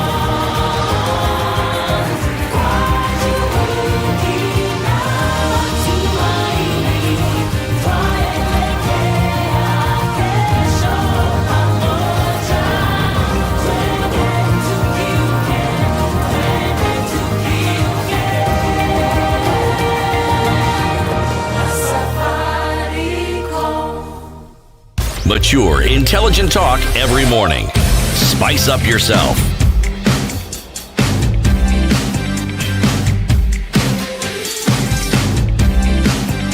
Mornings done right. 94.4 Spice FM, Nairobi. The conversation continues in Kenya's biggest conversation. This is the Situation Room for our audience online and on radio and TV as well on KTN Home. Karibuni sana in the studio this morning. Nduoko, CT Muga and Wanjiro Gikonyo as we continue to look at issues in the country. One of the big ones was the Gazette notice by the president yesterday. And look, it's been that it's been 1.5+ years of asking the president to appoint the judges as recommended by the Judicial Service Commission. And there's been a tussle. There's been a back and forth here or there. What exactly is going on? It would seem like a direct contravention of the Constitution because he was not appointing these judges, and it was within his purview. It was his then responsibility to do just so. And many times an argument had been used that the president was not doing this, and there was a lot of fault that was found with him for not. Well, now he's done it. And it's been done. Albeit that not the entire number of judges whose names were presented then have been appointed. But 34 out of 40 were appointed yesterday, and the remaining 6, according to this notice, did not meet the threshold for the courts onto which then they were going to sit. According to the statement attributed to the president. According to the statement and yet the JSC had found them fit. Yes. Okay, carry on. The JSC had found them fit, and that's why they had gone through the process, and that's why those names now were delivered. Yes. Right? Now, according to the president, according to this statement by the president, according to the Gazette by the president, it was that these 6 had not met the threshold. Now, the details of that threshold, or what more they were being asked to meet, that we are not privy to at this moment. We saw it blow up almost immediately after it was announced. And there's certain sections of the legal fraternity who said, no, we were not asking for 31 or 34. We were asking for 40. The recommendation was that the 40 names that were presented by the JSC should have been instituted as judges in the different courts. We were not asking for some, and then you pick and choose which one you want. And I believe the term that immediate former Chief Justice David Maraga used was that we don't want cherry picking. This is what we have brought forward. We've gone through the process. We've deliberated. We've done the due diligence. Now, this is our recommendation. Go ahead and do it. And now we see that some names have been left out. We've already heard from the chair of the LSK yesterday. No, we are not interested in 34. We're interested in 40 out of 40. And that in itself is stepping out of your bounds once again and doing things the way in which you want to do them. And this is the action that has been attributed to the president by way of this Gazette notice. All right? So it seems as though, again, even with the BBI case, even with now these every appointments, day, every there's a problem. 2 cases a week. Because there was the KMC Defense Forces contempt ruling and actions.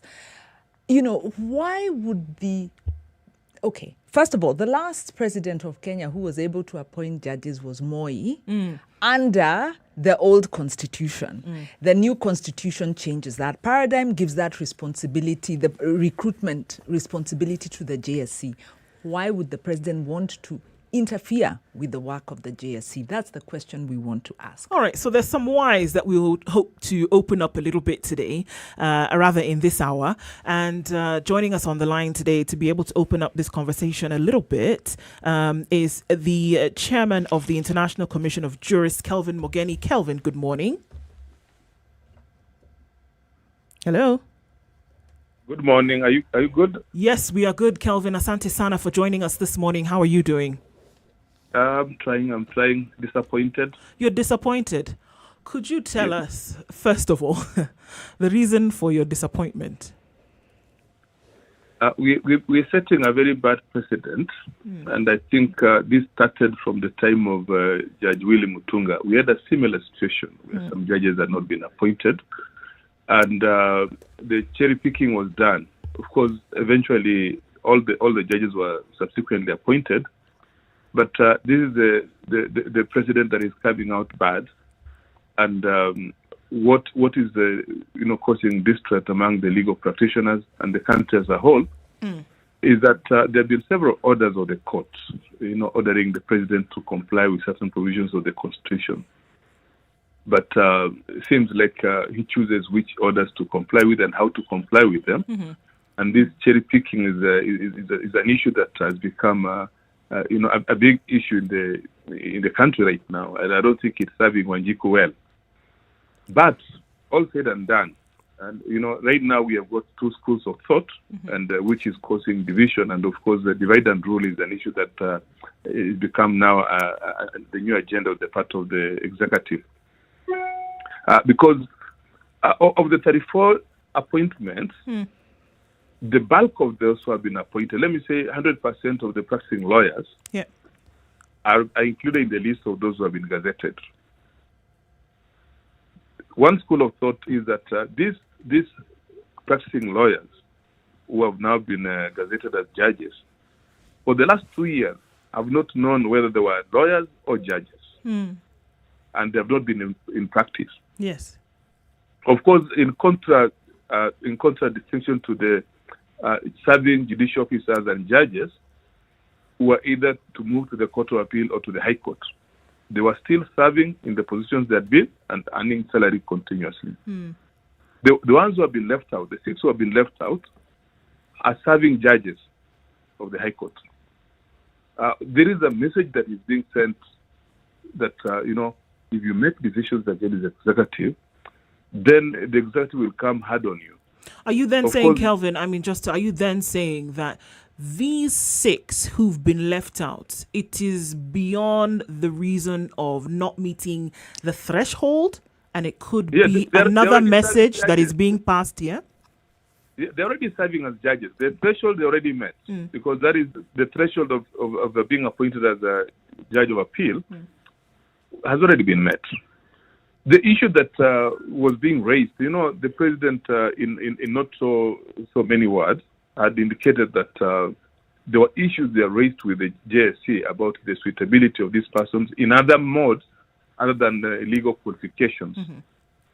They were either dossiers or other things they may have had. We have not cited any of that. It has not been either presented in the many matters that are pending before court. There are cases even which have been made before court stopping the executive from these cherry-picking issues. He has not complied with that.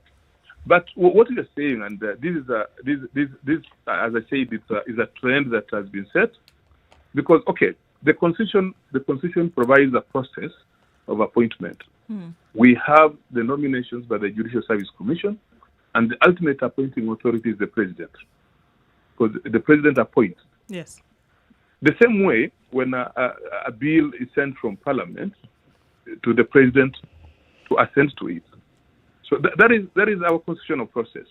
Because when the president is not comfortable with the bill of Parliament, he will send it back with an executive dossier as to why, or reasons why he's not accepting that. And there is a limit in terms of time within which that has to be done.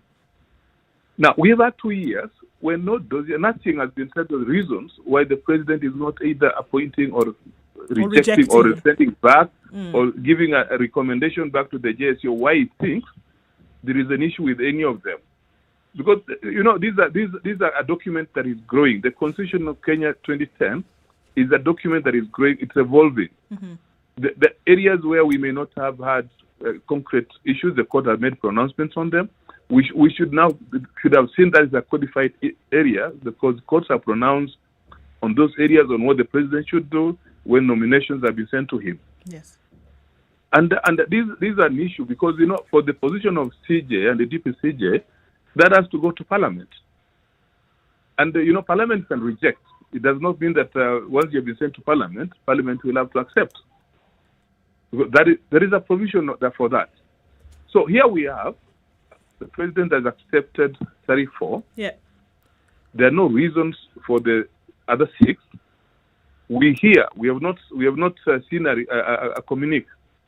We hear that the president has sent the 6 back to the JSC for other consideration. So we're saying other considerations aside from those that they were presented for initially. Yes. Okay. I don't know what that could be, because the 6 were not in the initial list that had earlier on been presented to the JSC. I don't know whether the inclusion of these other persons was in relation to either pronouncements that have been done in the interim period or otherwise. let me not question the philosophy behind the president's decision. Well, then allow us to question it for you. Then. Right. So okay. What I'm trying to understand. Yes.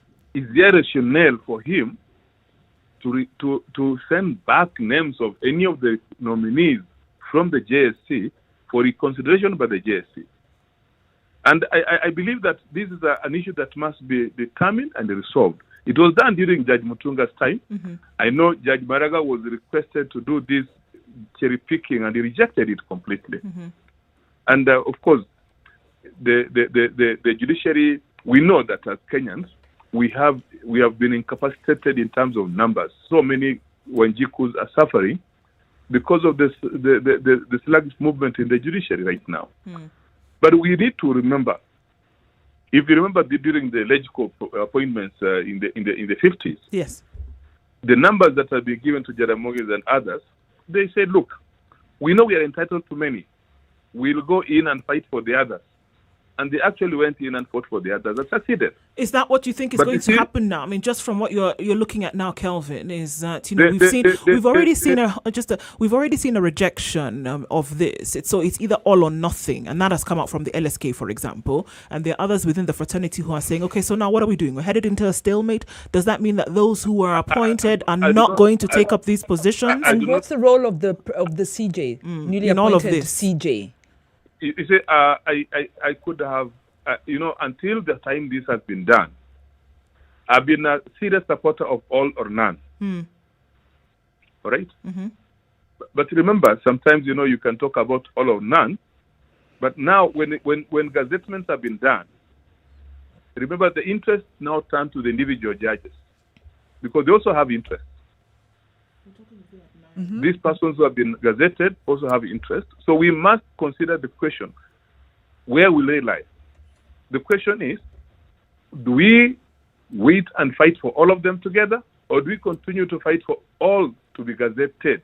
They have been gazetted some, but we must continue fighting for all of them to be gazetted and ensure that the process is properly set out, so that in future, even as we go on to the constitutional amendments that we have been clamoring for, these are the areas we are recommended that the president should remain ceremonial and the ceremonial function be clearly spelled out, so that we don't have these issues of where there is a lacuna and then it is exploited by the executive, because the timelines have not been set out in the constitution within which period the nominations must be accepted by the president. That is a recommendation that must be done, so that if the constitution clearly sets out, just like in the bills that are sent to the president from parliament, he must accept or reject them within 14 days. And we're saying in terms of the judicial appointments, he must do so within a specified period, because you see, there is no time frame set out. So nobody can tell him do it tomorrow. An issue that now Kelvin, must be what did clarified we learn from the last time the president refused to appoint?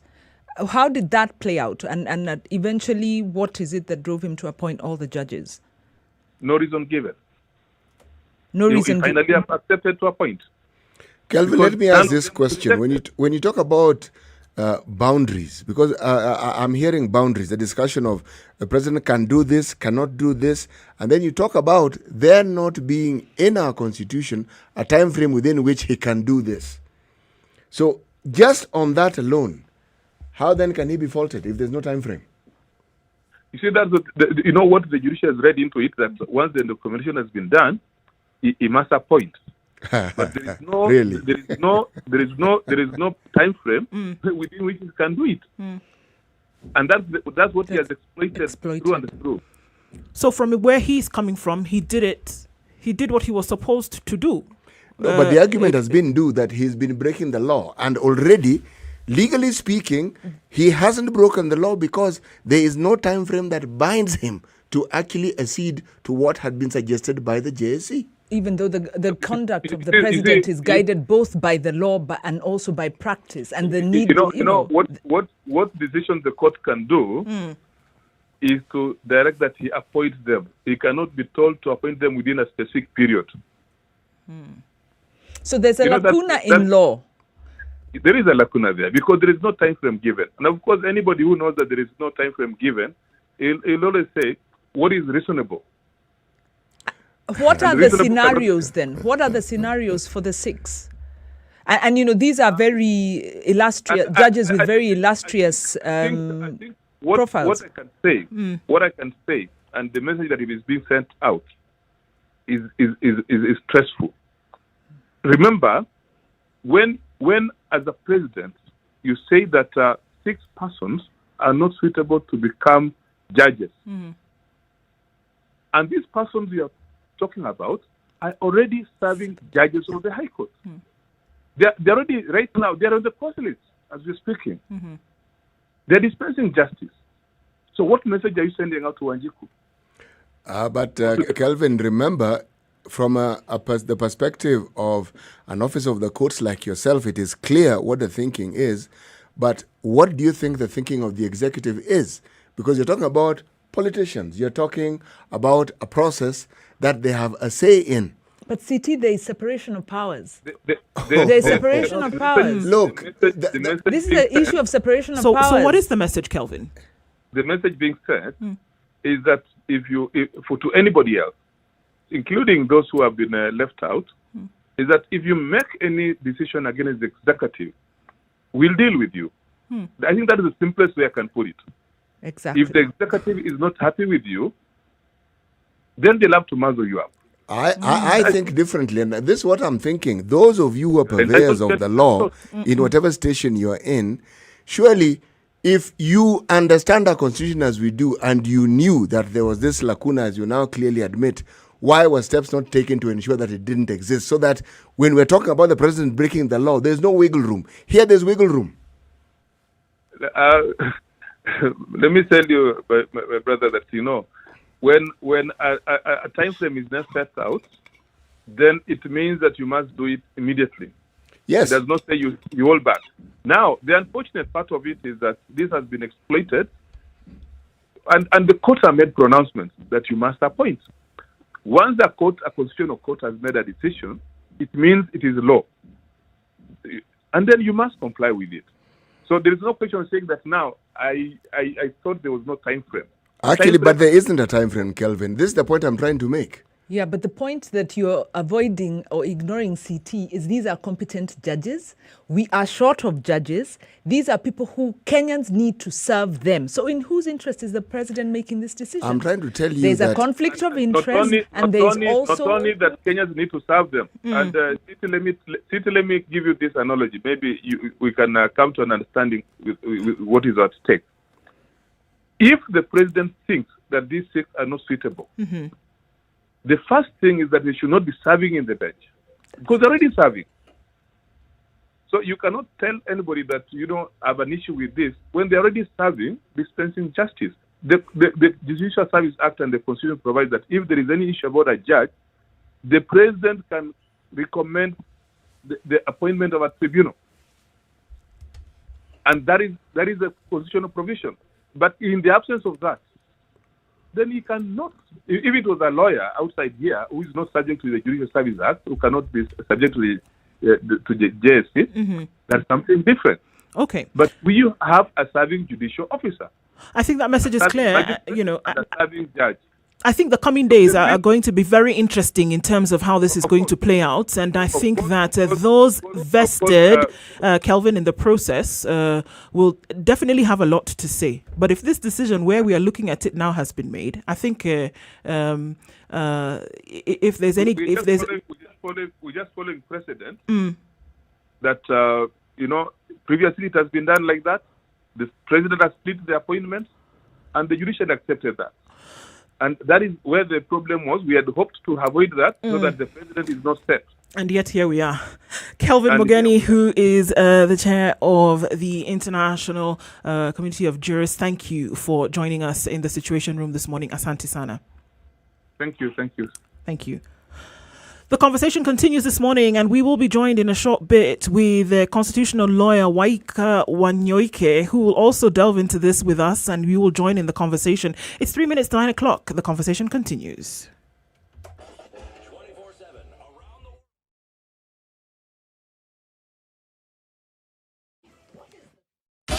24/7 around the world non-stop. This is Spice FM.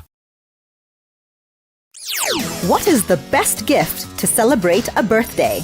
Cash, of course. What if I told you that you can get cold, hard cash for celebrating a birthday?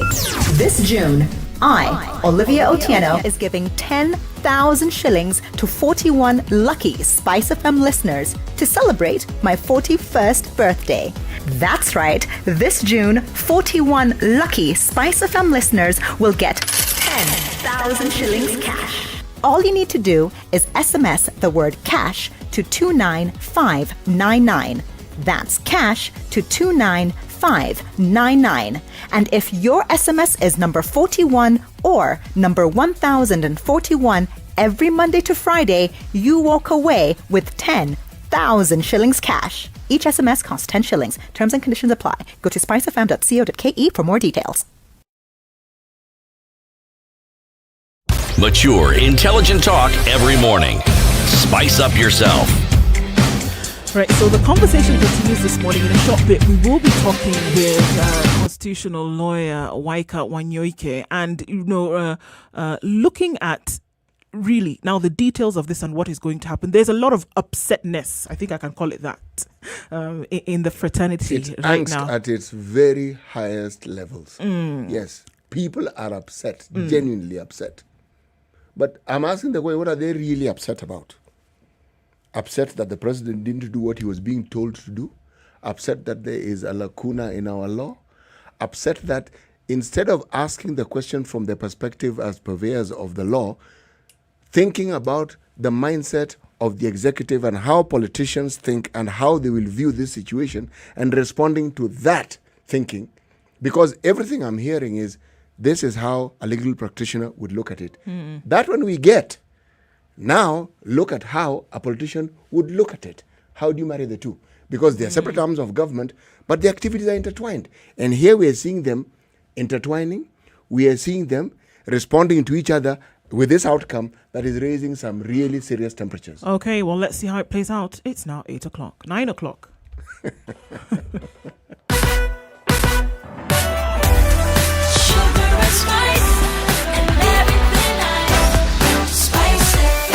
Spice up your life. The latest news from around the world. 94.4 Spice FM.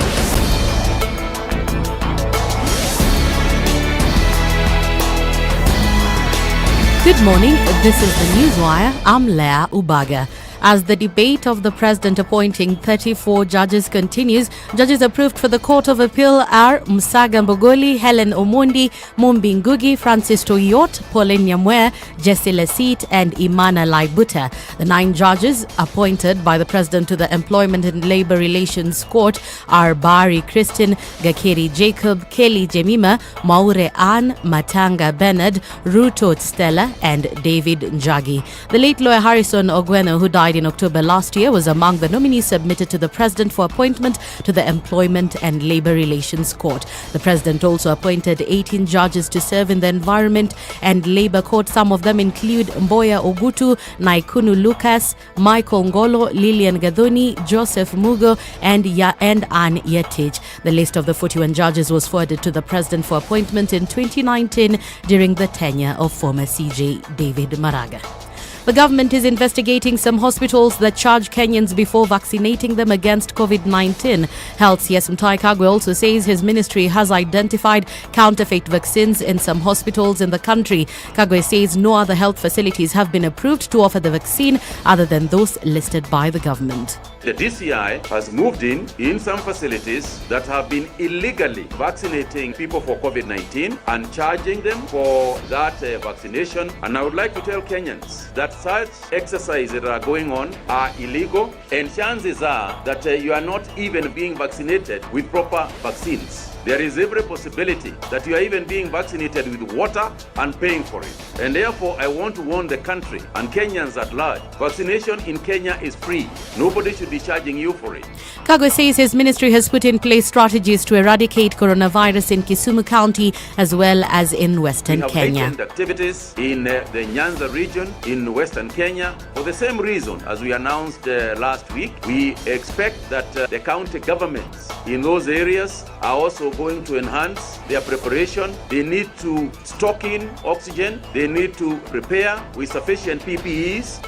Two events this weekend may mark a major twist in Mount Kenya politics after the anointing of the National Assembly Speaker Justin Muturi as the region's spokesperson. More than 2,000 elders are today set to attend a cleansing ceremony of a shrine in Murang'a. The ceremony has been organized after the controversial coronation of National Assembly Speaker Justin Muturi. The Muturi coronation took place at the shrine 2 weeks ago. Here is Murang'a Governor Mwangi Wairia. Ujumbe ambao wameleta kwa serikali ya kaunti ya Murang'a, serikali ambayo ina haki ya kulida madhabahu ya Wakikuyu kule Mkure wa Nyagathanga, kuniambia kwamba wana shughuli katika Mkure wa Nyagathanga Ijumaa ya kutakaza madhabahu yetu. Kwa hivyo mimi nawauliza watu wasikuje kuharibu sherehe kwa kujaza askari. Huko hakuna vita, mahali penye wazee hakuwezi kuwa na vita.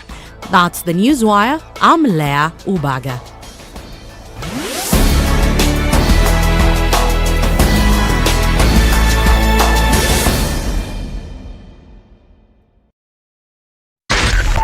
.4 Spice FM, Nairobi.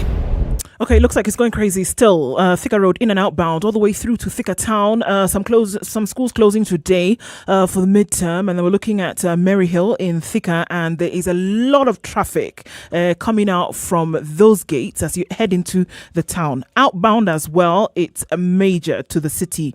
There was an accident early this morning on Outer Ring, and now their services are cleaning up the oil spill that goes all the way from Taj Mall out to Allsops on Thika Road. So it's the cleanup is taking place, but it's slow, so please be careful. Kikuyu, Waruku, today the fog is very heavy and it's very dark. Even at 9 o'clock, folks are still having to use their headlights, so please do that because the visibility is actually very, very poor today. All right, so we're still looking at some traffic on that Outer Ring area because of this spill, and also there is quite some traffic headed out on Mombasa Road, Lusaka Road as well, Bunyala Road roundabout. It looks terrible today. Langata Road is what we're being told, not moving as you exit the southern bypass, getting onto that road and then headed into the city centre. It's very slow today, so we're looking at bumper to bumper situations in many parts of the city. Let's keep an eye on things. Talk to us on SpiceFM KE on Twitter, text on 40127. Keep it moving as best we can.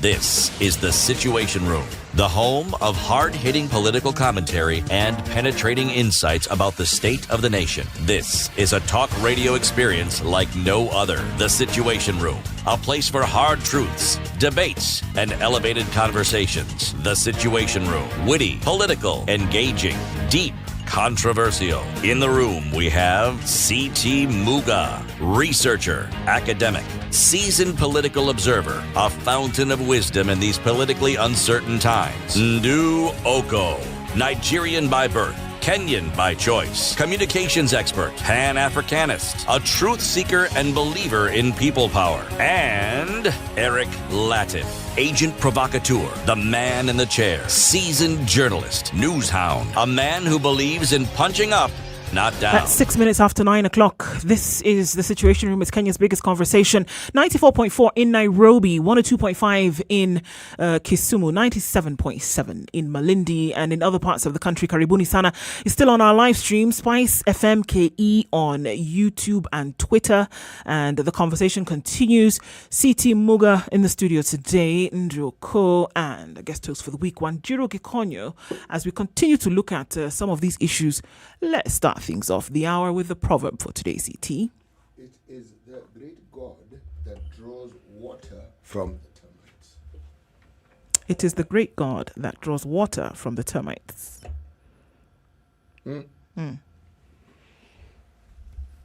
This one we'll unpack for us properly. Wanjiru now is just silent because I'm like, we have bigger fish to fry at this point. than termite. Yeah. Yeah? Like presidential impunity. Wow. Okay. And a constitutional, democracy. That one, I have to just, what impunity? With all there's respect wiggle to room your on to this your particular proverb. issue. No, there's wiggle room in this issue of the appointments. What law has he broken, and where does impunity come in? Well, I think these are the conversations that we're having this hour. Joining us on the line is Waikwa Wanyoike, who is a constitutional lawyer. Thank you for joining us in the conversation today. As you can already hear, there are many sides that are already being picked on this conversation. First of all, karibu sana. Asante sana, Nduoko. How are you doing, sir? I'm trying. It's unfortunate that we have to come and discuss the president violating the law yet again. Oh, you're the second person that has had these sentiments as the conversation has begun this morning. We spoke with Kelvin, and you were listening in on that. He was upset, quite disappointed as the conversation started. Now you're hearing, you're saying it's an unfortunate situation that we're looking at here. What is unfortunate about it? If we can just kick it off here, what is unfortunate? That 34 out of the 40 then have been appointed, or that there is a deeper, more hidden meaning with the unappointment of the 6? Or the delay in the appointment of these people and not following the dictates of the court, which doesn't give you a specific time within which he must appoint. Which is it? Yeah, so let me just start with what is most disappointing. And maybe just because I followed some of the conversation with lawyer Mogani. Just first of all, to go where CP has been going, the question whether the president has violated the Constitution and the law. He has. He has because of a number of reasons. The first one is one needs to go to the judgment in the case number 369 of 2019. This is the case brought by Adrian Kamotho, arguing that the president ought to appoint the judges. Mm-hmm. This case was decided, I think, more than a year ago. In that case, the court said that the president's failure to appoint the judges violates the Constitution and the law. So the court had, in that case, dealt with time. Otherwise, it wouldn't have found that the president has already violated the Constitution and the law. And this is order number 2. Mm-hmm. If, in fact, the court thought that there was still wiggle room for the president to play with. That is one reason. So there is a judgment and an order that the president has actually violated. So the question of time is out. The second reason on time is when we look at the law and when we argue cases, we use what we call precedent and habits. We had the interview for Chief Justice and Judge of the Supreme Court. Within a day or two of the nominee being picked by the Judicial Service Commission, the president had gone ahead, first of all, and sent the name of the CJ to National Assembly. And later on, after he got the name of the CJ, within a day or two, he had made the appointment. Similarly, for Justice Ouko, who is the judge of the Supreme Court, the provision that the president was using to appoint the CJ, to gazette and appoint the CJ and the judge of the Supreme Court, is exactly the same provision. So what is this thing, or what is this reading of the law that allows the president to say, okay, for these judges, I have 2, 3, or 20 years, but for CJ and the judge of the Supreme Court, I can do it in a day. And we've seen other appointments being gazetted within a day by the president. When we talk about reasonable time, in Article 260, and Article 260, and this is important for your listeners, Duoko. Article 260 is the interpretation article in the Constitution.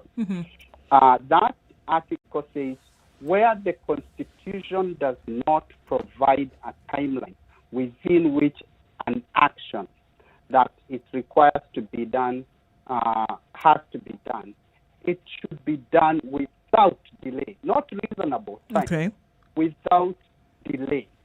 So the question then I have for you and your listeners is 2 years for somebody who is not supposed to do anything more, not even change the spelling of the names that he's been presented with, is that delay?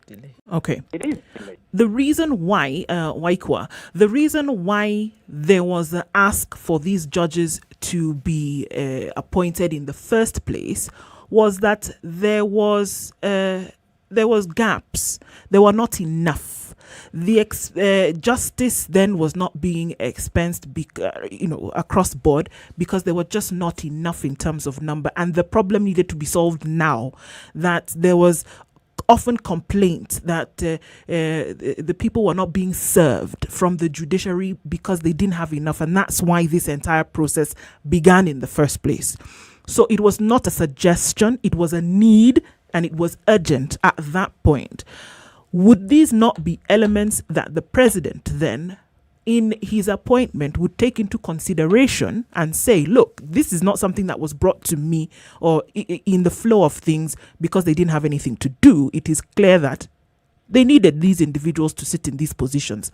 Why would that not then be considered when making the appointments and taking so much time? Yes, Duoko, on that point, which is actually fundamental. Kenyans probably don't know, or most Kenyans don't know, that we are very, very close to having an unconstitutional Court of Appeal. The requirement for the Court of Appeal is that it has to have 12 judges. Yes. That's what the law says. So if you have a Court of Appeal that's less than 12 judges, it's not a Court of Appeal. And at the moment, we only have 13 judges of the Court of Appeal. Of course, somebody will jump and say, this is why we take the number that has been given. But you have to go to the first principles. What is the role of the president in appointment of judges?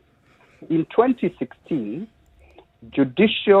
Parliament tried to change the Judicial Service Act to provide that the president could get more than the name needed for the position to be appointed, so that he can select from those names.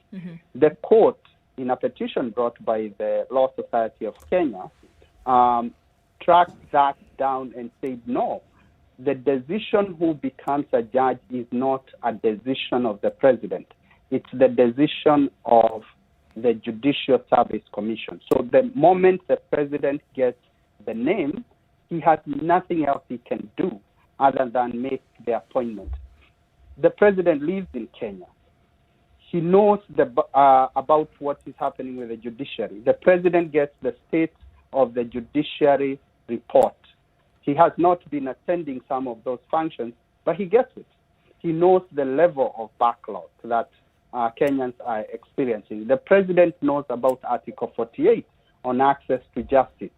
He knows that what he's doing is actually violating Article 48 by frustrating the appointment of judges. Let me just also add one more point, which is, I think, critical. The point or the issue has been raised that we have to consider the side of the president as a politician and what he's thinking. Again, very important for your listeners. The president under the Constitution has dual identity. The first is head of state, and the second is head of national government. One can argue as head of national government, the president has a bit of leeway to do politics. But as head of state, and if you go to Article 131 and 132, he has no leeway whatsoever to play politics. the law of head of state doesn't allow him to do that. What is his law as when it comes to appointment of judges? Is it the law or as head of national government or head of state? It's head of state. The president cannot play politics with this. If he does, and that is what he's been doing, the Constitution, and is committing impeachable offenses. Can I just? Yes. Yeah, I like that, because on access to justice, really the citizen is the one who is denied justice, denied judges with a good resume from serving them, who are also denied justice because other judges are going to be intimidated by these actions. What's the next step? Now that this has happened, do these names then go to Parliament? We don't have much confidence in Parliament because Parliament has really been intimidated and pocketed by the executive. What are the opportunities for citizens to institute impeachment, for instance, of the president? Yeah, before I go to the impeachment question, Duoko, just to address the first part of your question. That was actually not Nduoko. That was Wanjiro Gikonyo. Yeah. Yes. Wanjiro. Yes. My apologies, actually. Just to deal with that and the first part. You see, we are saying that the president is victimizing judges, and we can see a pattern. At least 3 of the judges who have not been appointed, their public record is out there. The latest being Justice Joel Ngugi and Justice Odunga. And that relates to BBI. We know Justice Coril, for example, sits in the Constitutional Division and makes a lot of decisions as he should against the executive. People may not know this, but Justice Mucherule led the bench that decided the minor KI case in 2016. That case was so important in the 2017 presidential petition. So one can actually trace a pattern. In fact, I can argue that there are people who are already tracing a pattern that the judges who've been appointed, the president is showing that he's rewarding for some of them for certain things. And I can go on where that link is being drawn. I don't want to do that because I think all the judges who've been appointed are eminent jurists. And this is the unfairness the president is even doing to those he's appointed, because what the message is sending is they're favorable. These are people who will do what I want. I want them at the Court of Appeal before the BBI bench is constituted, because if they sit in that bench, they will help me. It's really unfair to the judges who've been appointed or who've been gazetted, not just the ones who've been left out. So that's one. The second point I wanted to make, which is fundamental, is why the non-appointment of the six is the worst violation of judicial independence. Remember, the reason why the president is not allowed to select is a way of preserving judicial independence. Judicial independence has 2 very critical parts to it: the institutional independence, and the institutional independence has some facets to it. Operational independence, so for example, how the judiciary gets money and all that. And we are still struggling with that. As we all know, the national government has refused to operationalize the judiciary fund. But the reason we have judicial independence actually boils to one thing, what we call individual independence of judges.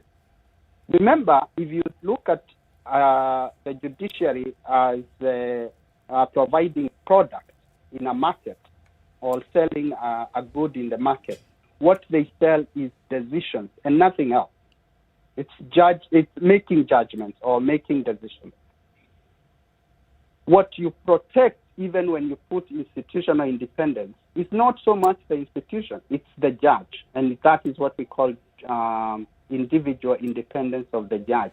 The moment you start interfering with that by making judges know that if they make decisions that are seen to be against the president or mightier people, they'll be victimized.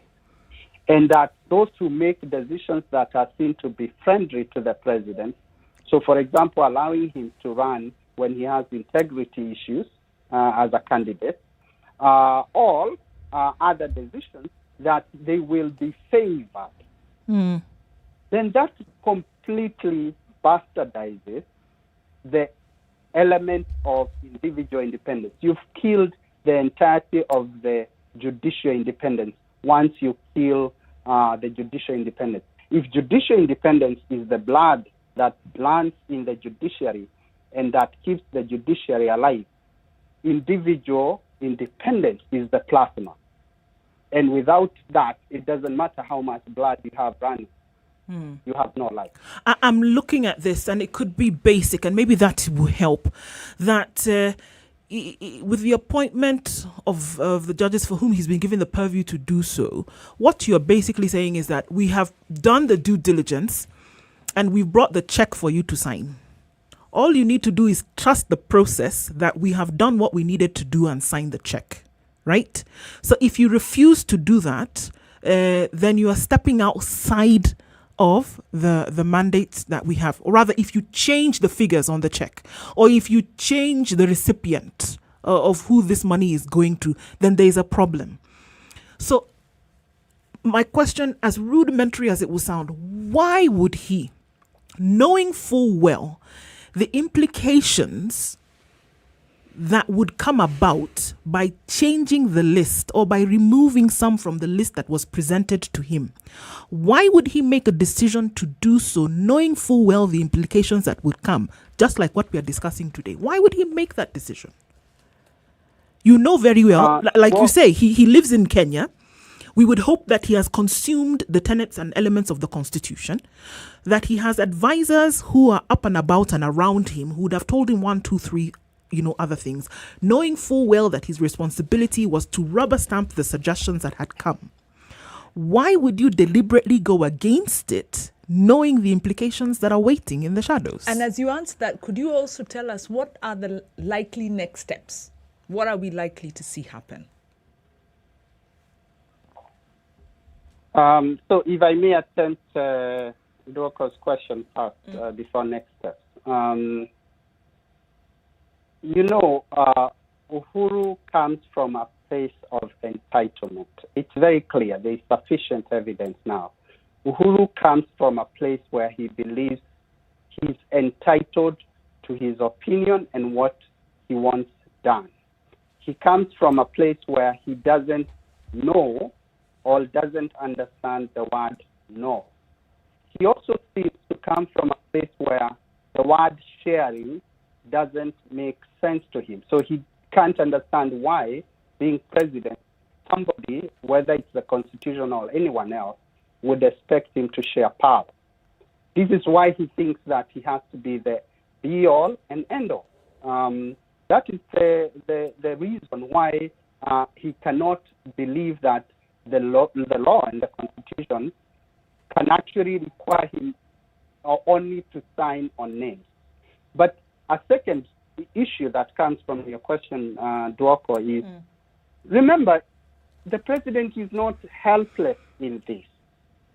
If he follows the Constitution, all he needs to do is appoint or gazette all these judges, and then whatever evidence he has, he brings it to the Judicial Service Commission so that the Judicial Service Commission can investigate and conduct hearings if it finds it necessary, if the judges have issues, because that's what the law provides.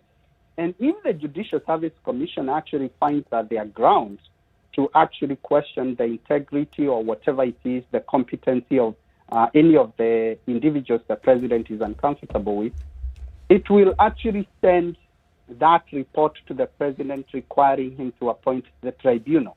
And the president actually has a free hand on who he appoints to sit in that tribunal. So it's not like there is no process to deal with whatever issues, if there were legitimate issues by the president.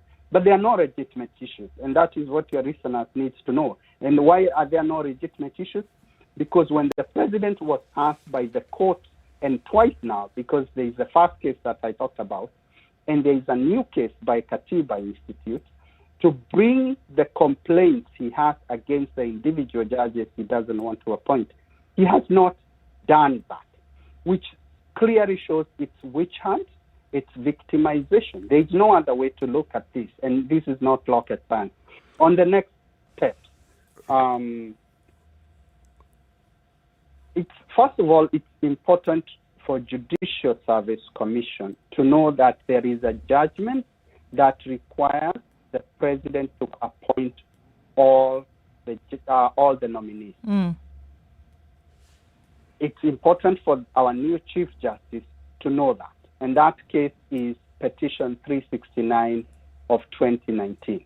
But the Constitution also expects the President to act in accordance with it. And the Judicial Service Commission and the Chief Justice or anyone else should not abet the President's violation of the Constitution.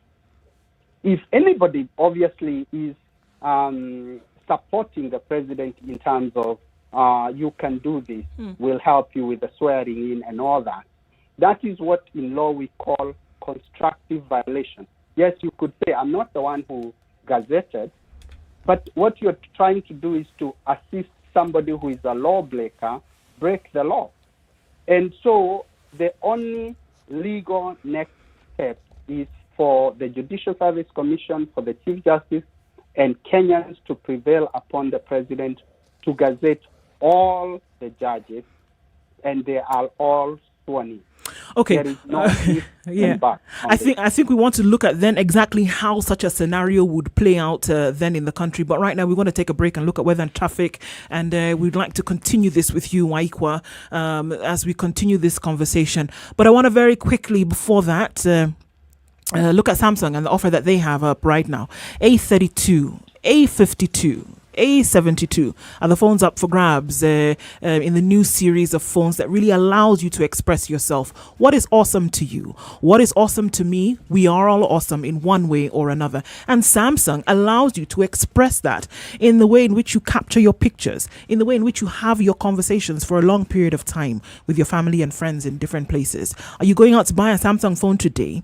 Remember that there's so many things that you have as options. And one of those is a Samsung Care with genuine Samsung products, just in case something happens to your phone soon after you've bought it in a limited time period, of course. But those will be replaced with genuine Samsung products at the Samsung Care Centers without any cost to you. And today we're asking you as well that you can tell us what makes you awesome on our social media platforms today. SpiceFM KE on YouTube and Twitter. And then we'll be able to choose someone who will then win some great Samsung merchandise today. It's Kenya's biggest conversation. This is the Situation Room. Spice FM, Nakuru. You know, when you see someone being jailed, a governor or two or someone who stole, then people will fear. Because our problem is not the borrowing, it's the stealing. We've become actually a nation of thieves. The only thing we lack is an opportunity to steal. The guys who quote the Bible and say I'm a Christian and all that, and you know they're thieves.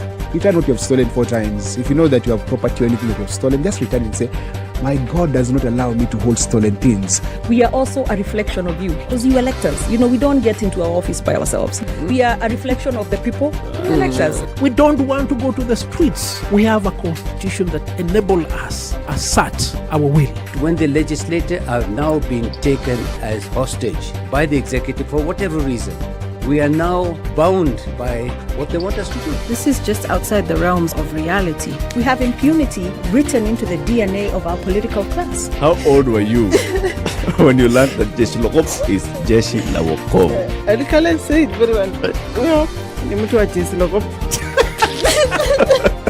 And everyone knows.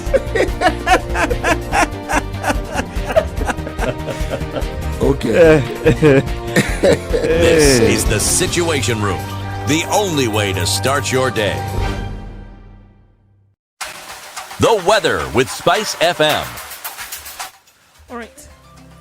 Still partly cloudy conditions in most parts of Nairobi today, and we're likely to see then highs of 24 and lows of 13. In Nakuru, it's partly cloudy at 19, highs of 26 and lows of 15. Nyeri is partly sunny at 17 with highs of 23 and lows of 14. Eldoret, sunny conditions at 16, highs of 24 and lows of 13. Partly sunny in Kisumu at 23, highs of 28.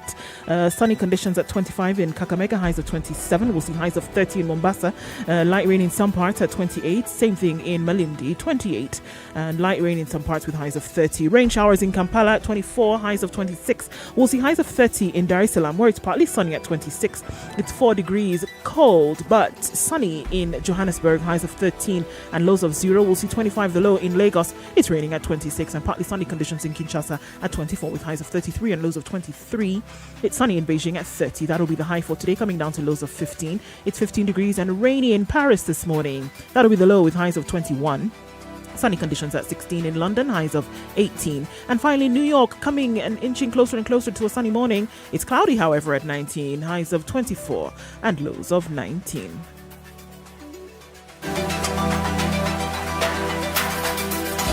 "24/7 around the world, non-stop. This is Spice FM.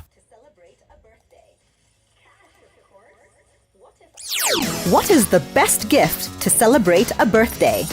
Cash, of course. What if I told you that you can get cold, hard cash for celebrating a birthday? This June, I, Olivia Otieno, is giving 10,000 shillings to 41 lucky Spice FM listeners to celebrate my 41st birthday. That's right, this June, 41 lucky Spice FM listeners will get 10,000 shillings cash. All you need to do is SMS the word cash to 29599. That's cash to 29599. And if your SMS is number 41 or number 1041 every Monday to Friday, you walk away with 10,000 shillings cash. Each SMS costs 10 shillings. Terms and conditions apply. Go to spicefm.co.ke for more details. Are you looking for a way to access legal aid services for matters regarding child custody and maintenance, but don't know how or where to begin?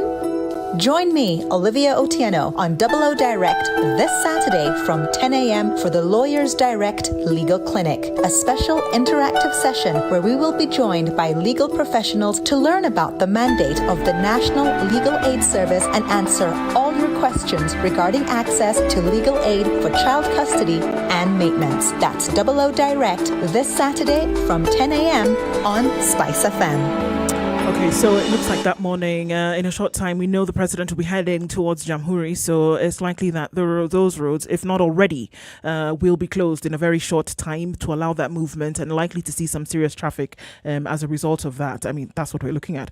Traffic, okay, on Thika Road as well. Traffic on Outer Ring is caused by the road washing activity that's taking place because of that oil spill that took place between Taj Mall all the way to Allsops on Thika Road, and so that still continues, guys, and it's going to hold up traffic for some time.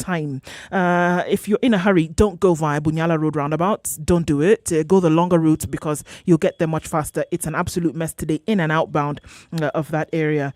Apart from that, it seems like things were opening up just a little bit. Langata Road, however, is still crazy. Right at the KWS right now, it's not moving towards the Timor roundabouts. When you eventually get to the roundabout, go Bagavi way. Don't stick Langata Road and go towards Uhuru, or rather towards the Nyeri Stadium roundabout. It's a total mess there.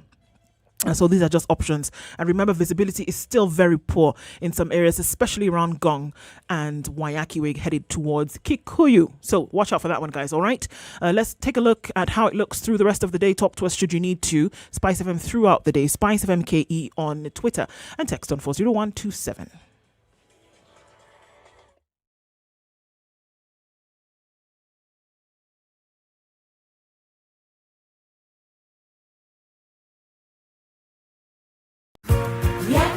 Shirini safari anza ya kutumanisha kama Wakenya. Twende tukiuke, let's go beyond, let's go beyond, let's go beyond. Mimi na wewe tukibuni kazi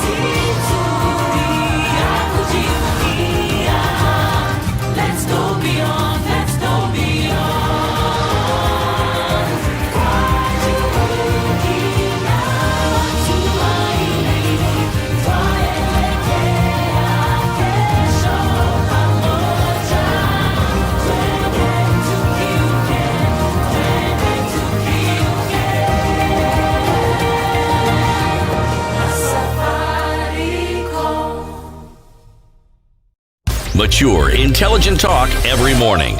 Spice up yourself.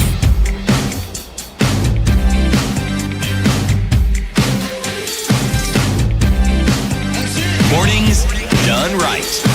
94.4 Spice FM. To 10 o'clock, and the conversation continues in the Situation Room this morning. So just off the break, Waikwa, you had talked about, okay, well, there is something that Kenyans can do. There is something that the JSC can do. And CT wanted to ask something then in relation to that. You break down the understanding of the law beautifully, Waikwa. But as a layman, let me share with you my take on some of these things, that there are issues within the law that the law is very specific about. There are issues which, in my mind, they seem to rely on either goodwill or a gentleman's agreement. And the case you quoted that was brought before our courts by Adrian Kamodo, the court had an opportunity to set specificity to this argument, in my mind, as a layman. And yet, once again, it landed us with the word immediacy, my understanding of the word immediacy. Now, the moment you have a generality of that nature, you're assuming that everybody understands what immediacy does. But from a political perspective, which is what I think those who are involved in making the law should understand, specificity means specific time, as in what we have with the time within which a presidential issue must be decided by the Supreme Court. You know it is X number of days. There's no leaving it to chance that it can be more than within that specific time frame. Why does the law allow certain issues to be that specific and others to be specifically vague? So, by the way, let's first of all disabuse the notion that the law is vague. The law is not vague. When the law talks about without delay, delay has a meaning in law. And let's not forget, when you read the Constitution, you just don't read one section. So just to give you an example, Mr. Morgan discussed earlier about the signing of bills that come to the president from Parliament. The law there says the president must act within an X number of days. In fact, the court has discussed in a different case, when the law is not specific but requires the president or anyone else to do something, what is that timeline? And the court has said within 14 days, that's a reasonable timeline. The reason we require a president to have certain qualifications before he can run for office, he or she can run for office, is because we want somebody who can understand basic things. And somebody who will not just be making an argument for the sake of making an argument. And so the president knows, even without legal advice, he would know when you say without delay, what that means. It doesn't mean 2 years when you have nothing else other than require your clerk, your secretary to print some names and send them to government printer, because that's all the president has to do. By the way, the president doesn't even have to be there during the swearing of judges. So all the president was required by the Constitution in this case to do is just put his signature on the list of names that came from JSC. So the law is not unclear on this. So for whether the fact the timeline has been provided or not. The reason the law does that is because the law also wants to be pragmatic. Because, for example, if it says the president has to do it in 1 day or in 2 days, sometimes it wouldn't work.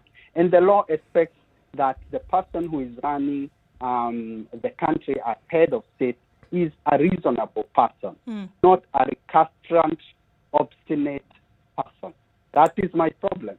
I think I have a problem with you there, because you are now delving into the realm of psychoanalysis of the president's personality. That he might be recalcitrant and Waikwa is stubborn. The Waikwa is delving into the realm of something he's not amply qualified to do. Because if he does that, then he's opening up to a discussion of almost everyone who is in office and the state of their mind, which I am even not qualified to discuss. CT, I'll put to you, presenters can also be recalcitrant and stubborn and need to understand basic things. We've been discussing this since civil yesterday. Society adherence. Civil If society we're adherence. passing this potato around, it Let can us go. pass, it can go. I think, let me give it wheels. Civil society adherents also have a tendency of making pronouncements that are generalized without adequate support and expect everyone to believe and go by their dictates because, after all, they have said it to be true. Now, this isn't true of Mr. Waikwa. Mr. Waikwa's pronouncements, I take it in everything. But Mr. Waikwa, my problem with you is this. When you're a purveyor of the law, you really don't think that you shouldn't consider politicians and their way of thinking. Let me quote precedents as a layman. 2020, Donald Trump appoints a lady by the name of Amy Coney Barnett. Okay? The appointment went through. A similar argument, you smile because I think you know where I'm going with this. A similar argument ensued because the precedent was when Obama had such a situation, he delayed. In appointing. The very thing that you're saying, he understood that it wasn't appropriate. Now, appropriate in this case falls into that goodwill and gentlemanly understanding of the law that I'm presuming. Trump didn't subscribe to it. He appointed. But then now, something else came into the discussion, something which you also touched on, the independence. When this matter of the presidential election got to the Supreme Court of America, this Amy Barnett showed her independence. She voted with the rest. Whatever was anticipated and was discussed about possibly turning this judgment, should it get to the Supreme Court, didn't work. So, I think you see where I'm coming from. And you smile because I believe you do. CT, I smiled for a number of reasons, including what you predicted. So it also means you are able to conduct some psychoanalysis. Actually, I have an advantage there when it comes to understanding a little psychology. So I have an advantage, yes. But please go on. Yes. Yeah, I also have an advantage. Your viewers may not know, before I became a lawyer, I studied psychology. All right. So, but anyway, that's obviously on a lighter note. Sure. But just to begin, first of all, I think, and this is actually on a serious note, when we are talking about paragons of rule of law, Donald Trump is not the person you quote. Because Donald Trump won't even... Actually, he's a politician, and I was talking about politicians. Same thing, same principle. No, it isn't. Let Waikwa finish his train of thought. We're talking about paragons of rule of law, and you chose Donald Trump as the standard. Will not lose his train of thought at all. But Waikwa, please carry on. Carry on with what you were saying. Yes, my point is Trump will get the P of the politician, but he won't even get the P of the paragon, leave alone the whole word paragon. But this is the point, and this is what people should not lose. A constitutional democracy works because of something we call checks and balances. It also works because of something we call that everybody is not above the law. There's nobody who is above the law. And so once you bring checks and balances into place, then you say, what is the role of Judicial Service Commission in the appointment of judges? Why do you have institutional separation between the judiciary and the executive? Why is it that we moved from the place where the president used to call the Chief Justice at night and say, by the way, I met this guy at the bar. I really like the way he looks. Can we give him judgeship tomorrow? And the next day, he's gazetted. There is a reason we moved from that. Right. That is where Uhuru is taking us back. But for me, what I really worry mostly about is, and this is so critical, is that judiciary is our last institution of hope in this country. It is the last institution of hope, and especially when it comes to constitution. The president understands that as a politician, as a serial violator of the constitution, so he wants to compromise and take all the moral authority from the judiciary. He's done that. He's now going to the moral authority of individual judges by showing that I have favorable judges and I have unfavorable judges. And so when you are my favorable judge, I'll make sure that you climb the ladder all the way up without any much hiccup. How would it suit him, Waikwa? If I can come in there, how would it suit him? We're looking at a president who is, in the last days of his administration. We're looking at, about a year left, and in that time to have favorable judges. I mean, for our understanding, if you could unpack that a little bit, if this is actually the trajectory in which he's going, according to you, how would it suit him? And as you answer that, if you don't mind, let me add on a question. What's the body language of the JSC and the CJ at this time? How are they likely to rule or to conduct themselves, given, one, the executive is at war with the judiciary in terms of what you've described here, but also in terms of funding. The funding of the judiciary has been, very low. But then also there is the victimization that's on the table. And so the JSC and the CJ are sitting there thinking they could also be victims. What's your reading of their politics and how they are likely to play their cards? So just first question on how this would suit him. The president obviously believes that society where those who have power or those who are mighty or those who have money can manipulate processes is the society that would be much easier for him to live in. That works when he's president, but it's also, he hopes, will work when he's not president. And given the way the president has violated the Constitution, Kenyans should not, and in fact I feel, and I go back to the psychology again, Kenyans are being tried for that nothing, Uhuru can do anything, and you should be ready for that. And so the question Kenyans should be asking is, what is this that we are being primed by Uhuru that he can do and he doesn't have to refer to the Constitution? So it's very clear that this president believes that there are certain people who should not be regulated by the law, and he's at the top of that matrix. On JSC body language, I never expected after the president went out on an outburst in Kisumu, I never expected the Chief Justice to come out and make a statement against the president. The Chief Justice is new. She has so much to deal with, and this is why it's also so unfair to the Chief Justice that the president has done this, because now it's put the Chief Justice in a very, very awkward situation when she has so much to juggle. And now she's forced to think, do I go with the swearing in? Do I make a statement? What do I do? She really didn't need to be put in such an awkward situation. But then when you go into leadership, you have to be ready from day one and from minute one. And it's really up to her to rise up to the moment.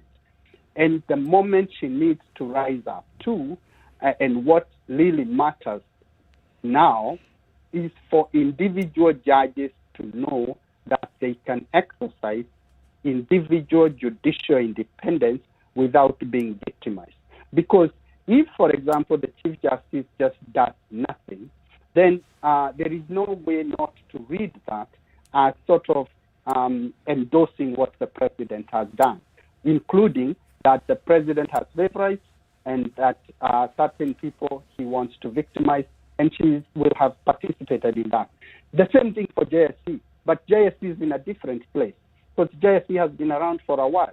And I expect the JSC to come out strongly and actually say, you are taking away our job, because that's actually what the president has done here. The president has inserted himself into the JSC, and in fact, above JSC, he's now the one selecting who becomes a judge, for what court, and when.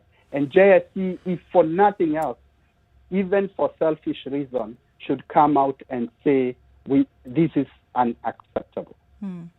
Even as we wrap up this conversation, Waikwa, I mean, for now, clearly it is something that it's going to be in the public for some time, and there's been, suggestions here. Will the 34 decline to take up these positions in solidarity with the rest of those who have been who've been rejected from this list? Will they take up their appointments? What is going to happen? Will the president relent then on his appointments of these 34, listening to the pressure that has come in? As you wrap it up, your final words on this: what do you expect to see? I know what you would like to see. What do you expect to see in the coming days?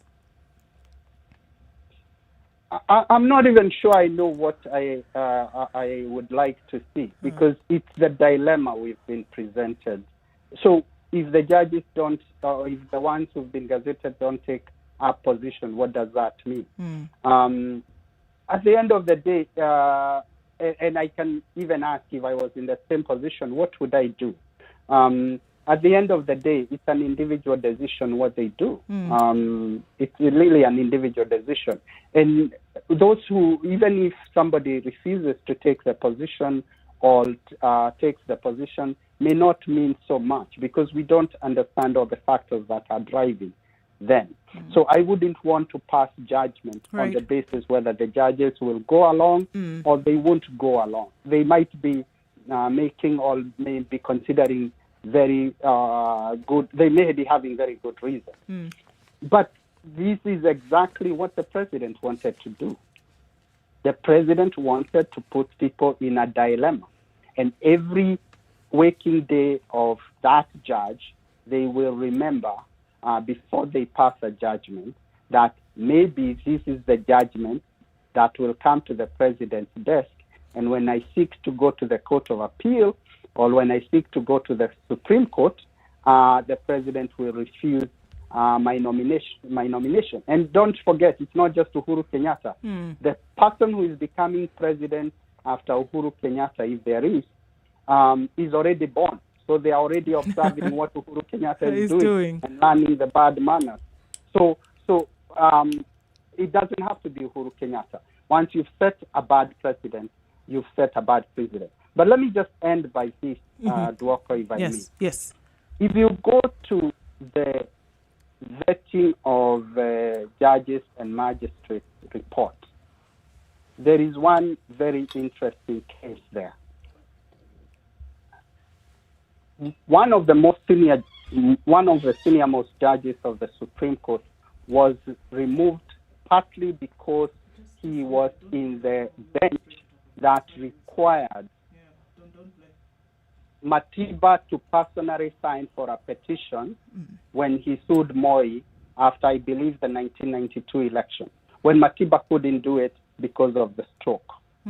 What the Judges and Vetting and Magistrate Board asked him is, did you have a personal responsibility to do the right thing? Whether now it's for the CJ, whether it is for JSC, or whether eventually it's for individual judges, at some point this is not going to be corporate accountability. It's going to be individual accountability. And the fact that the president is the one who did this may not be sufficient defense. Waikwa Wanyoike, constitutional lawyer, thank you very much for joining us this morning. Asante Sana. And again, another instance where it will be interesting to see how things play out and how the country can participate in this. Thank you very much for joining us this morning. Thank you all. Thank you so much. Well, thank you. All right. Wow. That's one of the best well-argued positions I've heard on this, in a long time. I mean, the positions, I think there are very many that are being taken. There's some similar threads that are weaving through all of this. We're coming to the end of the show today. It's been a week of looking at really the directions in which the country is going. But I think one thing that has rung through very clearly is that Kenyans need to be awake or awakened to the situation in which you find yourselves right now, in which the country is in right now, and be very aware of what's going on, and whether it's how the country is spending money, whether how the country is being run politically, need to be very aware. Even as you wrap things up, CT, tell us about termites and water. Well, before I talk about termites, I want to talk about a perspective that must always be considered when you're dealing with politicians. Negotiations. It's a terrible thing when you're negotiating with the lives of your people and the constitution. But again, it's that ability to negotiate that has steered this particular country from some pitfalls that we may have landed ourselves in, again, because of political decisions and political positions that have been taken. What is the president seeking to negotiate? That is the question I would have asked. Right. It is the great God that draws water from the termite. I gave a three-pronged approach to understanding it by compartmentalizing the characters in this particular proverb: the gods, the water, and the termite. And I said, there's one particular participant in this proverb that is clearly enormous, great, and beyond probably the fathoming and understanding of most people. There's one that is easily understood. The import of this particular proverb is something very, very simple. Nothing is insignificant.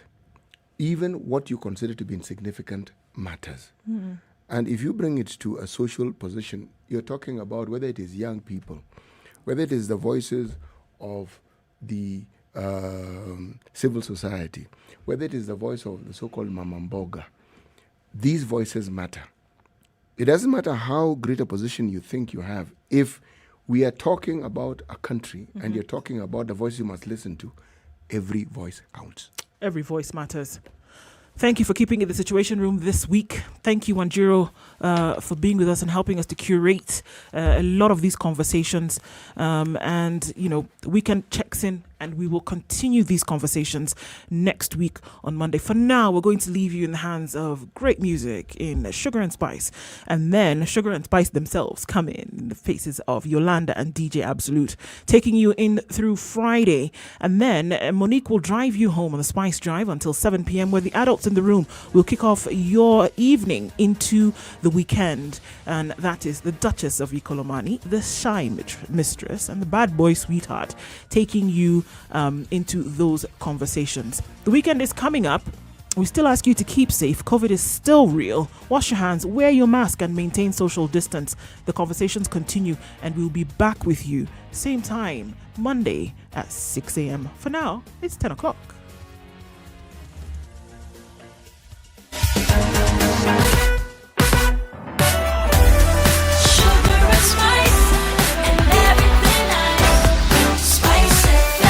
Spice up your life. The latest news from around the world.